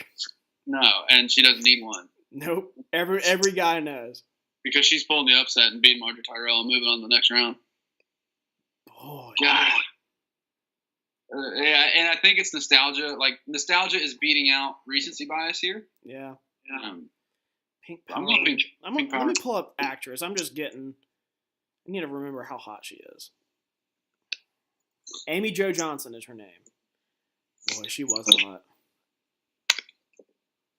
No, I'm going Marjorie Tyrell. I keep losing you. I disagree. I'm going Marjorie Tyrell. I disagree on you there. I love Marjorie Tyrell. Don't get me wrong. Yeah. Like, maybe one of the better looking women in Game of Thrones. Like, top five. I think she's top. Yeah, top 5 definitely in Game of Thrones. Here's the thing with Ygritte. We were talking about earlier. I don't think she's top 5 in Game of Thrones. I think she's pushing. I think she's like 6 or 7 for me. Yeah, that's pushing top 5. Well, yeah. Okay, you're right. This next one, Gabrielle Solis, Ava Longoria against Mary Camden who is Jessica Biel. I'm going Ava Longoria. Just because I don't know what age Jessica Biel was in that show. This was Seventh Heaven, Jessica Biel. Okay. So mid-90s, another one of those mid-90s sitcoms, kind of along the same lines as Boy Meets World. It's tough, though. That's a tough draw for Jessica Biel because Eva Longoria as Gabrielle Solis in Desperate Housewives is a tough draw. So I went Gabrielle Solis, Eva Longoria, but like I said, Mary Camden was one of those characters like we grew up with, and me especially. I had the older sister. You were the oldest, and I had brothers, but with an older sister, like Seventh Heaven was something we watched all the time. I am not familiar with Seventh Heaven. And Jessica Biel was a big part of that show for sure. 3 seed Brooke Davis. I mean, I'm already willing to move her on. Sophia Bush against Karen Foster. I looked up Karen Foster. It's not really doing anything for me. That's One Tree Hill, yeah. But Sophia Bush is whoever Karen Foster is. She's. I mean, I'm ready to move forward there. Yeah, Brooke. I mean, just the name Brooke Davis sounds hot. Sophia Bush. Yeah, moving Fiona Gallagher. I believe this is from Shameless. I've never seen that show. Yeah, it is. And then I don't know who Potter from Dawson's Creek is either. That would be Katie Holmes. Ooh. She was, here's the thing. I'm not that attracted to Katie Holmes. Maybe James Van Beek was the love interest for Joey Potter, I believe.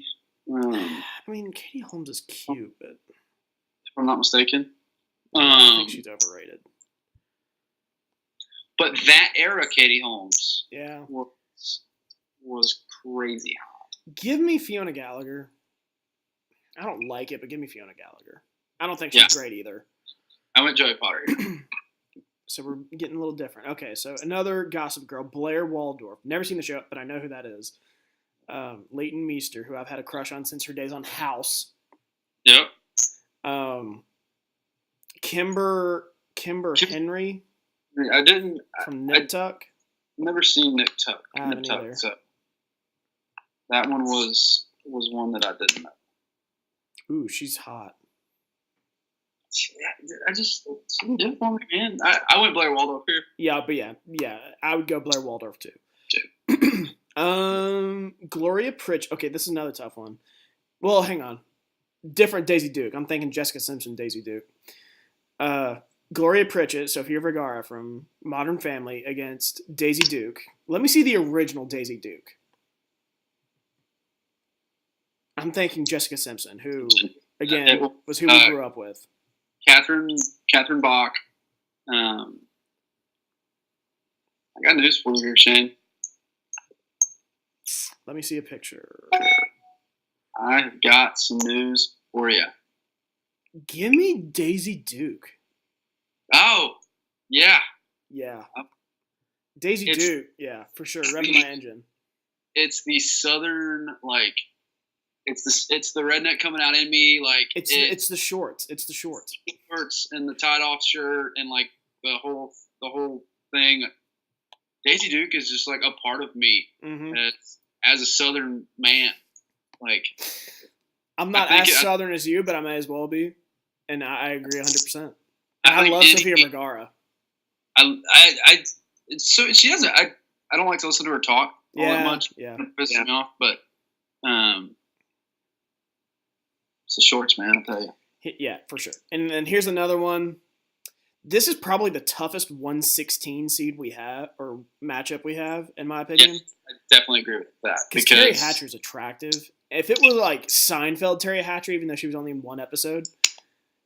They're real and they're spectacular. I love that line. But Rachel Green was the girl in the 90s. I know that much. I was only a small child, but she was the girl. Yeah, yeah. I mean, it's obviously going to be Rachel Green here. I agree with you though that this is the toughest 116 matchup. Because Terry Hatcher is still. Mm-hmm. Still. Moving on, Carmen Electra was my girl for a few years. This was when, before I realized how fake she is, probably. But yeah, Carmen Electra and Baywatch went by the name Laney, whatever. And Tara Knowles from Sons of Anarchy. I've never seen Sons of Anarchy. I watched it off and on. So Maggie Siff is the girl that plays Tara Knowles. She's pretty cute. She's not bad at all. She's girl next door type cute. Yeah, I don't hate her at all. Carmen Electra's, the supermodel. I know. That's the problem. I went Tara Knowles here. Really? Let me see Carmen Electra and Baywatch. First. Obviously, with Baywatch, you get they're running around in bathing suits all the time. Yeah. No, give me Carmen Electra. Yeah. I can't turn my back on her. This next one, if there's no excuse if you get this one wrong. Let me see. Because there's a right answer, and if you get it wrong, this is interesting. It's an interesting matchup. you and I both love Veep. Yes, and William has been texting us about that all night. Yes, and Julia Louis-Dreyfus is underrated in terms of attractiveness. Yes. But, oh boy. Yeah, I'm with you. I think we have the same answer. It's definitely Daddario and True Detective. Yeah, I felt pretty confident in that. Tougher than I thought. You gave me a run for my money that you might have gone Julia Louis-Dreyfus. Really, only the one scene. It's the first season. She's talking to Woody Harrelson's character, and I think I watched that the other night, and the scene just when she, when he comes over to her place and she takes the shirt off, I'm like, oh, like it's. Do you watch It's Not Always Sunny? Do you watch Marvelous Mrs. Maisel? No, that's another one that I need to. Who, by the way, should be in this. But I can let it go. She's young, a younger character, so to speak. Just hasn't been on as long. But there's a scene in there where she goes topless, and her manager, who's a woman, who is you would recognize her if you saw her probably. I think she was, if you ever saw Workaholic, she was Montez's wife, I believe. Mm-hmm. But she said after she took her shirt off, they're talking about it with a lawyer because she's being. She's in trouble with the city of New York about it for, indecent exposure or whatever. Uh-huh. And she was like, I exposed myself. And her manager says, she did. And I swear to God, they were glowing. This is how I felt when Daddario took her top off in True Detective. It was glowing. Wow. It's not fair. Nope. Moving on. This is one I really don't like either. I love Jessica Alba, just not in the show. And then Alyssa Milano, I'm so over Alyssa Milano just because of her political views, and I'm trying not to let that get in my way. But it's tough. So I went Alba here. You're going Alba? I didn't watch Dark Angel, which is what Max is from. But Alba's got the pedigree. Yeah, it's just in general, Alba's way hotter than Milano. But are we basing this solely off the show? We're supposed to be. We're supposed to, and if that's the case, and I'm gonna do that, I'm going Milano. Just because Alba is like 16. Yeah. Or something in the show. I didn't even know she was on a TV show. Here's the thing, like when you would stay home from school in like late elementary, middle school, high school, was Charmed just like always on? Yes. I would always just watch Charmed. I never watched it, but it would always be on at like 3:00 when I get home. Like it was just always on something. But yeah, give me Milano. I don't like it. It makes me sick, but give me Milano. This is one I ran by you, because it has Olivia Wilde on here twice. I'm not familiar with her second character, but 13 in House, very attractive. Yes. Honestly, she might not even the most attractive girl on House. With her just being 13 on this bracket. Yeah. And then Jeannie from I Dream of Jeannie, I'm not familiar with. I think it's Jeannie Riley character is one of the newer, like something newer that she has done. She hasn't really been in anything for a long time. There was a point where she had like 5 movies in 1 year. Reilly. She hasn't really done anything since about 2012. Yeah. She's married to Jason Sudeikis. They just kind of hang out all the time now. Yes, and Sudeikis is really cool. He seems like a really cool guy. Yeah, it's not fair. I tell my mom that all the time. Like, can you believe that someone's smoking hots with this guy who's pretty funny? She's like, just so you know, it's not about looks, it's about funny. And I'm like, shut up. It's just kind of funny. I'm like, Sudeikis isn't ugly. He's really funny, and that helps. Jeannie and I Dream of Jeannie is attractive. Don't get me wrong. But I'll take your word for it. But yeah, this seems like an easy 13. Yeah. All right, moving on. So this one was my girl for a few years.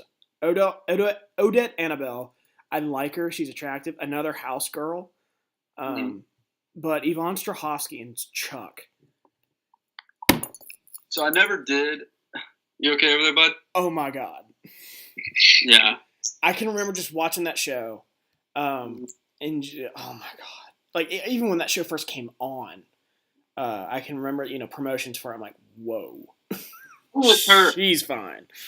What is she? What else has she been in? She was in Dexter. She's the girl Dexter falls in love with. Dexter. Okay, Dexter. I think she's in that show, The Handmaid's Tale, now too.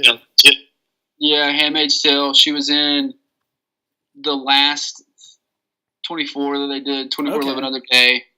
I've never seen that show. I know you're a huge Jack Bauer fan. I am. Yeah. I know you are. Even from our high school days, you were all over Jack Bauer. I was. Yeah. Is that on Netflix or anything? I've been meaning to watch it.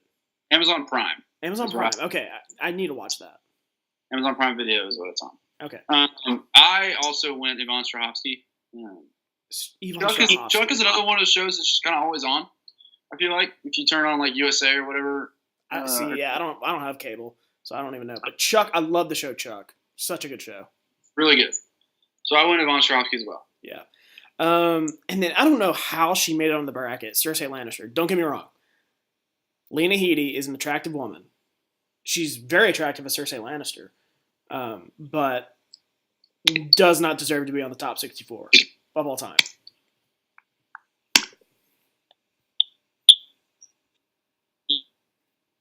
Yeah. Kelly Bundy in Married with Children.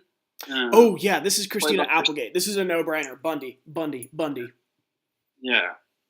I forgot who this is. Yeah. The original, like, slutty big sister. Mm-hmm. Kelly Bundy, for sure. Cersei, I'm sorry, Cersei. I hate leaving my Game of Thrones girls out, but Kelly Bundy. She's not, but Kelly Bundy. Yeah.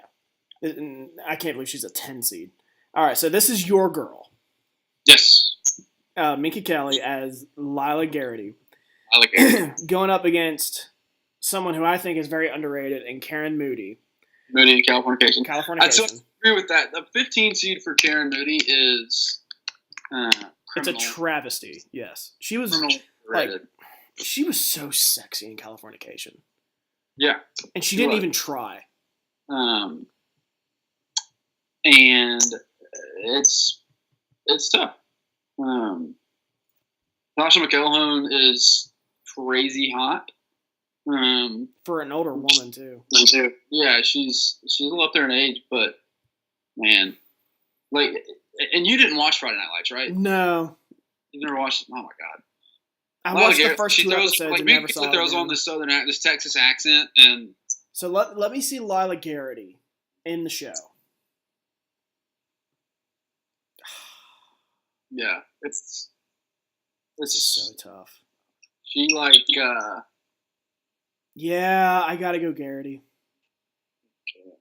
Like, and as the show, she like starts out as like the head cheerleader and like the kind of goody two shoes, but she then falls in love with Tim Riggins and like he corrupts her a bit, and she gets a little bit more slutty, promiscuous, and yeah, gosh, I don't like leaving my girl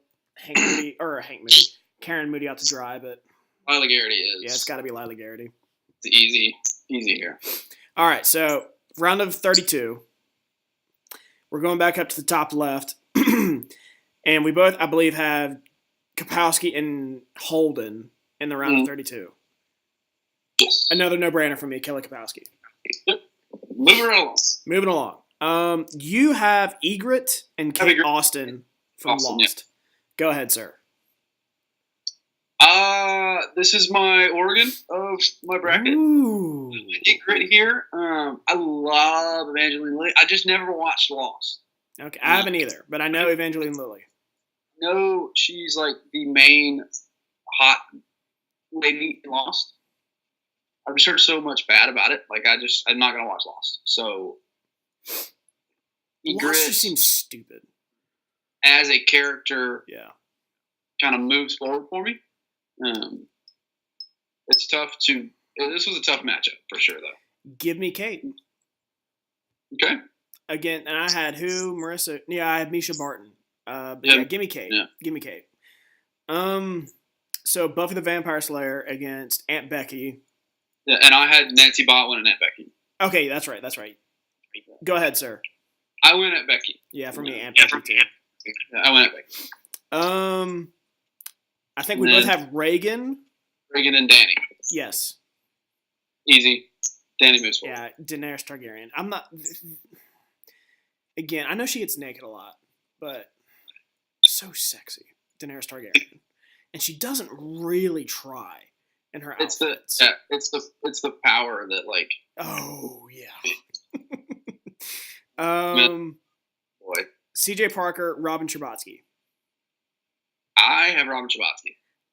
I'm actually going to go Robin Scherbatsky as well. Like, don't get me wrong. I actually have more of a thing for Lily in that show than Robin. Too. I think we're a little young for Baywatch too. Yeah, that played a part in my decision making.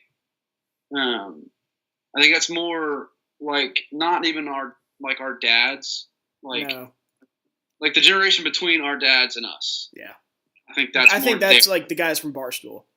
Yeah. Scherbatsky there. Then I think we both had Jackie from that 70s show. And I think we both had Karen Filippelli. We did. That's an easy one for me. It's Jackie Burkhart moves forward. Yeah. Jackie as well. So this might be the toughest round of 32 matchup for me. Nina Dobrev against Kaylee Cuoco. Not for me. Nina Dobrev moves forward. Quickly. Quick, fast, and in a hurry. When I close my eyes, I only see Nina Dobrev. Well, it's because I didn't watch a whole lot of Vampire Diaries. I haven't either, but I know Nina Dobrev, and she's so sexy. Yeah. So is Kaylee Cuoco, but the thing with Kaylee Cuoco for me is that she's had a boob job. Yeah, that's true. And I don't know about Nina Dobrev. I'm blind to that. But Kaylee Cuoco has.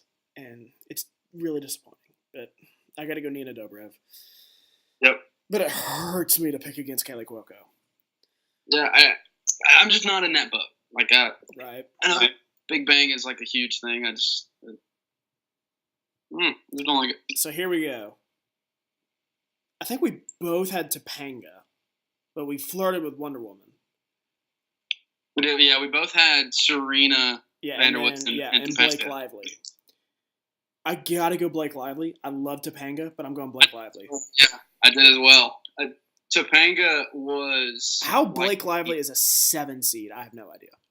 Yeah, we should have. You know what we should have done? We should have reseeded this. Maybe we will. Far too long. Yeah, maybe we. maybe in the summer when there's nothing to do. I have Serena Vanderwoodson and Blake Lively moving forward to face Nina Dobrev. And then round of 32, book it, Sloan McEwen. Sloan McEwen. I'm not even going to talk about Jennifer Morgan. Sloan McEwen.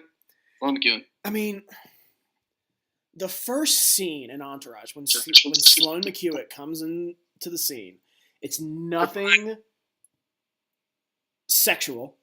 No, she they're buying shows up in a department store, and I still was like, wow. Yeah. Holy crap, who is that? His daughter's bat mitzvah or something like that, or his son's bar mitzvah or whatever. And she's like, she didn't even try in that show. She never got naked. No, that's true. She did one time. And you couldn't even see it, just about. Absolutely insane. She didn't even try, and yet I was still just stunned every time she was on the screen. Yep. And how E didn't lock her up, it's beyond me. It's beyond me. She was incredible. Way out of his league, that's for sure. For sure. Moving on. You had Pink Power Ranger? On this one. Yeah, I had Pink Power Ranger. You had Marjorie. But we both had Eva Longoria. Yeah. I'm going Eva Longoria. I'm going Pink Power Ranger. Pink Power Ranger. Interesting. I didn't watch Power Rangers as much as everyone else. So, again, it's not really there. I just know Eva Longoria is very fine. Hey. Brooke Davis, and I think you had Joey Potter, and I had Fiona Gallagher.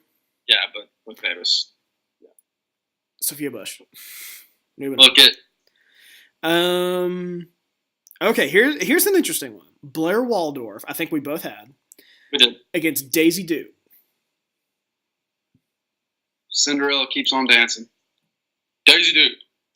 So to Sweet 16. I agree. Daisy Duke. Go on. Move on to the next weekend. Who, by the way, your Auburn Tigers made it past the first weekend. Congrats. Thank you. You guys don't have that experience often. I don't mean that in a bad way. I'm just telling you to enjoy it. I appreciate it. It's it's gonna be like I want to. I think they got a shot against North Carolina. I think they got a shot. They're hot. The homer in me obviously thinks we're gonna win, but like the basketball side of it, like I think we do. We play. The only problem is we play similar styles. Mm. Carolina wants to run too. I'll take the better coach in Roy Williams. Yeah, that's gonna be tough, but it'll be fun to watch. Exactly. Moving on. We differed in. Yes, we did.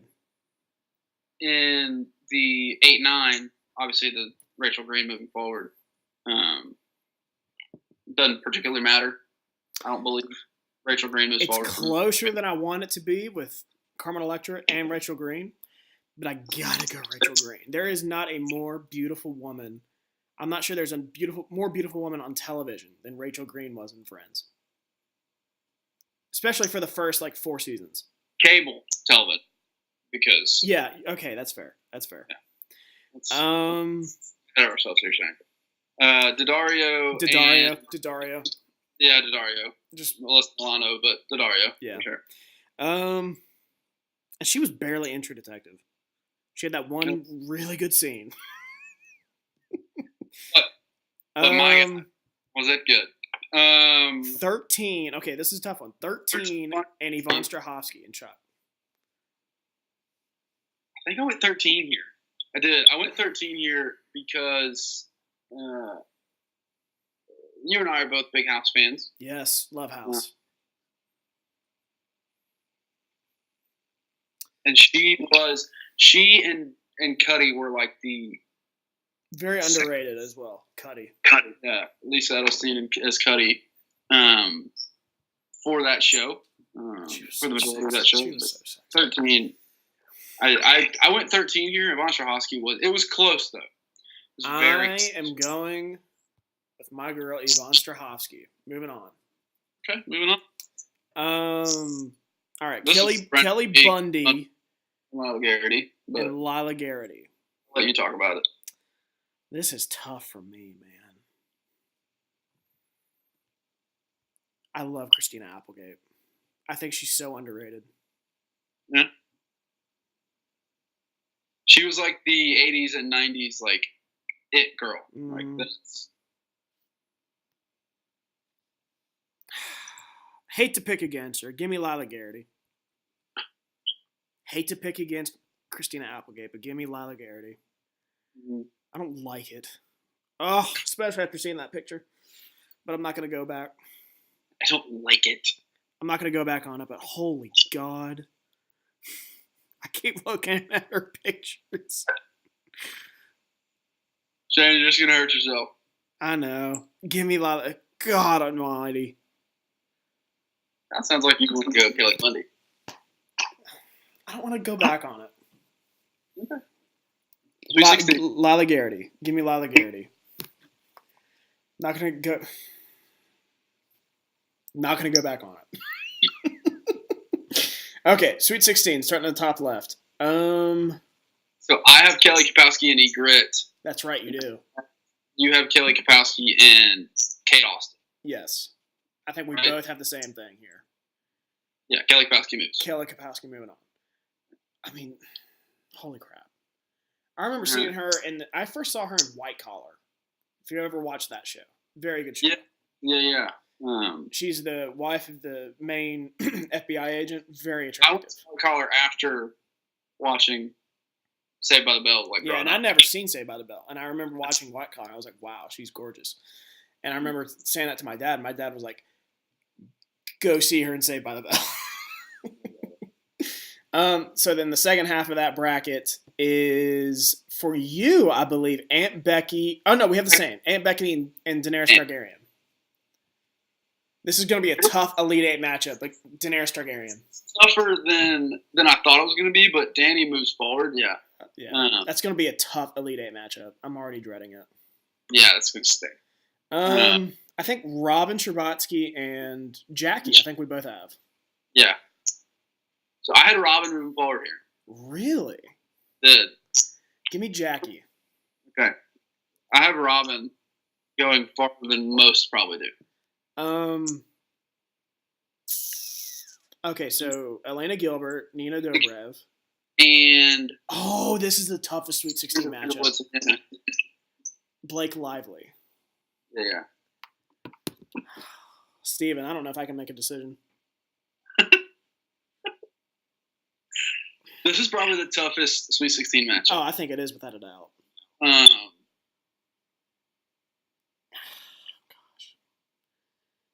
Give me. I went Elena Gilbert. I went Nina Dobrev. I went Elena Gilbert. Because Blake Lively in Gossip Girl was like super whiny and bitchy. And I've never seen Vampire Diaries, but I've seen Nina Dobrev. I think her hottest role, Blake Lively, was in the worst movie she's ever done, was Green Lantern. Which was just a god-awful movie. But she was crazy. I liked it more than other people, but yeah, it wasn't great. Give me... I went Elena Gilbert here. I'm going Blake Lively. Okay. Although my mind just said Nina Dobrev. Give me Blake Lively. Then. On that side, out of that bracket, you have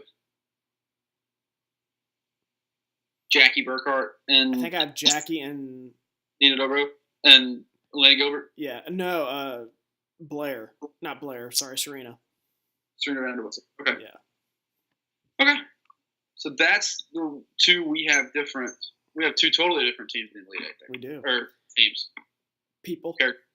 Yeah. I'll tell you right now, I'm not picking her to win it, but I'm going to think about her tonight, and that's Nina Dobrev. Oh, my God. I have Sloane and the Pink Power Ranger. Sloane McKewick. Sloane McKewick. And okay, this is where I think, unfortunately, the Cinderella stops dancing. Yes. And I'm going with Sophia Bush. Sophia Bush over Daisy Duke. It's tough. Yeah. It's closer than what the fact Daisy Duke is a 15 is ridiculous. Yeah. And I think the problem here is that a guy from the North made it. Yeah.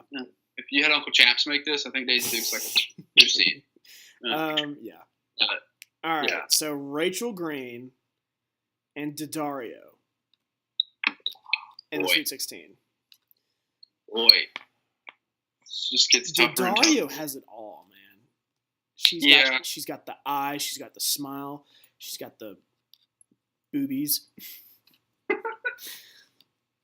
But give me Rachel Green. Yeah, I went Rachel Green here. It was tough though. Daddario. Jennifer Aniston to this day is like my number one girl, just about. I don't disagree. I think we both also had. No, you had Yvonne Strahovski. Yes. Lila Garrity. I had 13 in Lila Garrity. Yes.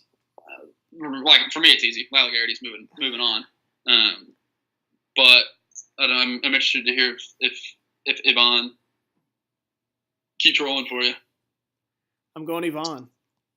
Okay. Sarah, what was her name in Chuck? That's a shame I don't even remember. I think it's Sarah. Sarah Walker. So, Elite Eight. We're going to save this one for last. Kapowski and Daenerys Targaryen. That's probably not. We're going to save that one for last. Let's go to the next one here. Brief nudity. Which I'm not sure any of these people had brief nudity. No, I don't think they did. No, maybe Nina Dobrev. She wasn't nude. She wasn't nude. She was just in her underwear. So you have Sherbatsky and Atlanta Gilbert. Oh, okay. Come on, man. There's one decision there. Robert Sherbatsky. Dude. Robert Sherbatsky. I love Nina Dobrev. Sherbatsky? Do not get me wrong. I thought I made a mistake. This was one of the ones where I went, like, character instead of mostly actress. Mm-hmm. Robert Sherbatsky might be my favorite character in How Much Mother. Robert Sherbatsky sucks. I don't know. I shouldn't say that. I hated the way the show whored her out. I went Sherbatsky. Such a great show. Didn't they just hoard her around between Ted and Barney and back to Ted and back to Barney? Yeah, I like How Much Mother more than more than one person should. With the way that it ended up, but Sherbatsky, I don't know why Colby Smulders just does it for me. Is it the fact that she's Maria Hill?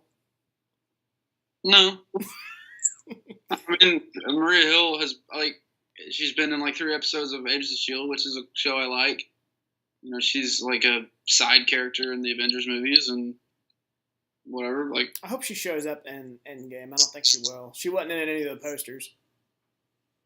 I mean, at least Nick Fury was. All right, so I got Jackie and Serena, and it's not even a contest for me, unfortunately. I'm going with Serena, Blake Lively.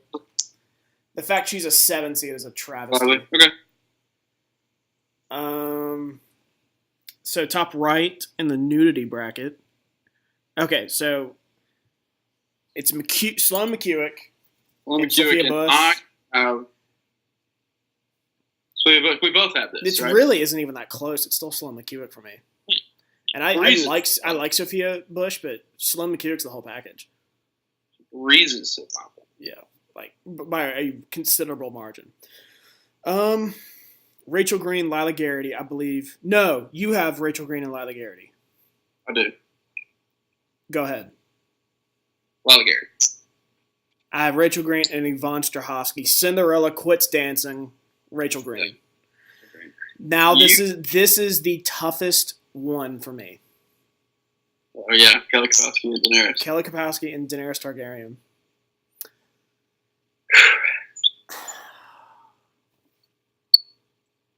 I went Dany here. Boy, I don't know. Because and I'll give you my reason. Because Kelly, You Saved by the Bell was like a preteen show.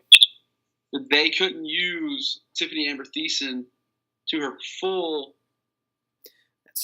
sex symbol potential. But here's the thing. I've seen her in other stuff, and that's in my mind grapes. Yeah. To quote 30 Rock. So I'm picturing that. Yeah. But even then, she's never got naked, and Daenerys Targaryen did get naked quite a few times. Well, I went Dany as, like, because of that.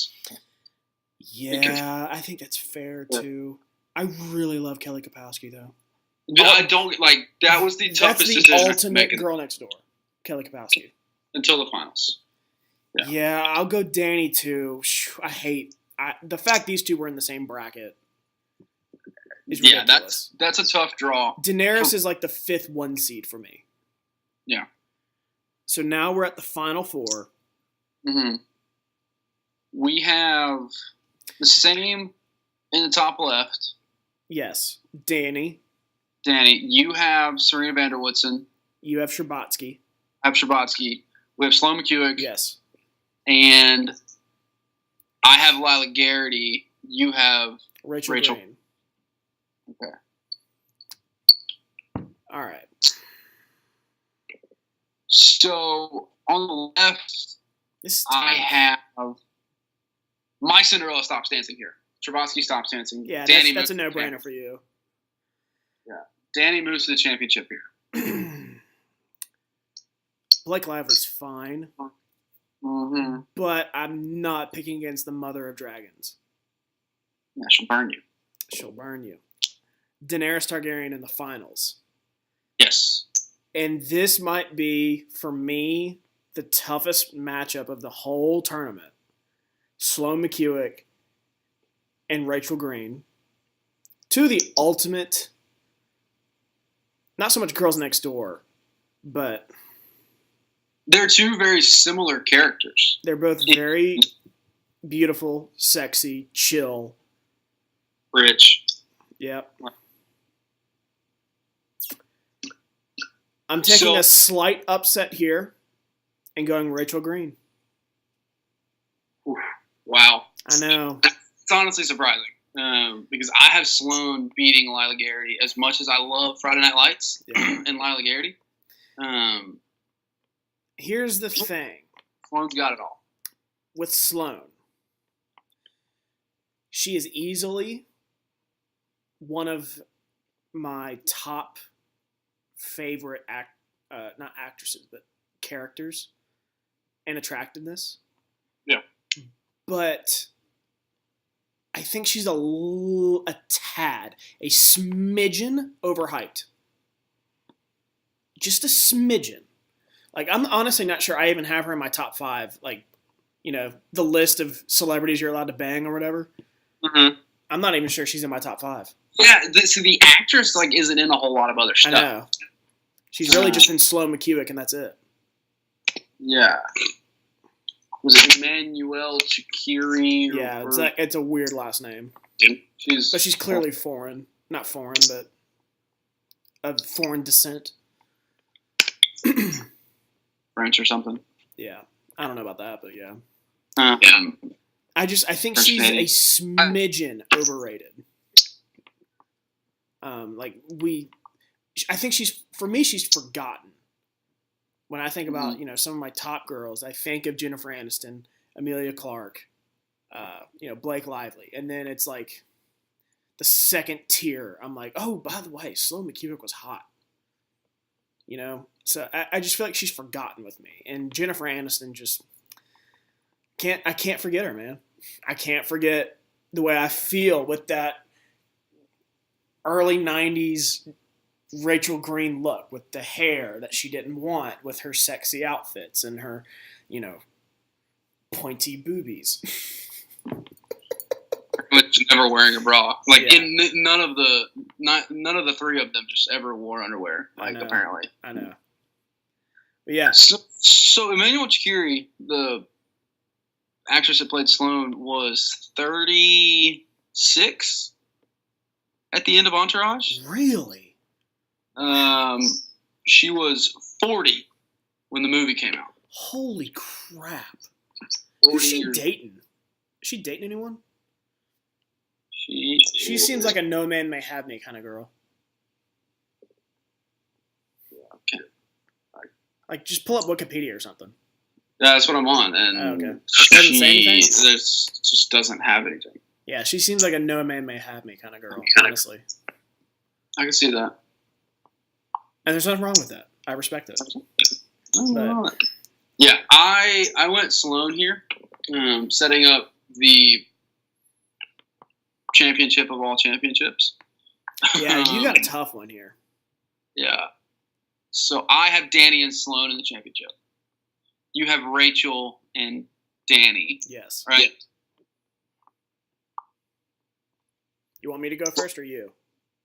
I'll go. Sloane is my champion. Okay. Sloane is my champion. So hard to pass her up.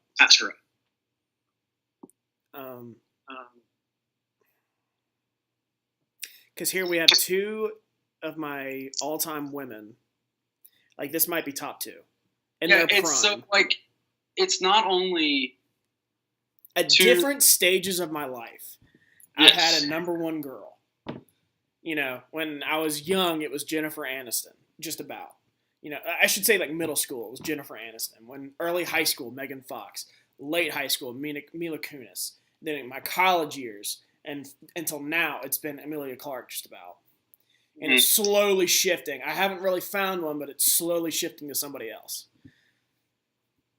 However, I've known Emilia Clarke longer. I've had more of a relationship with her.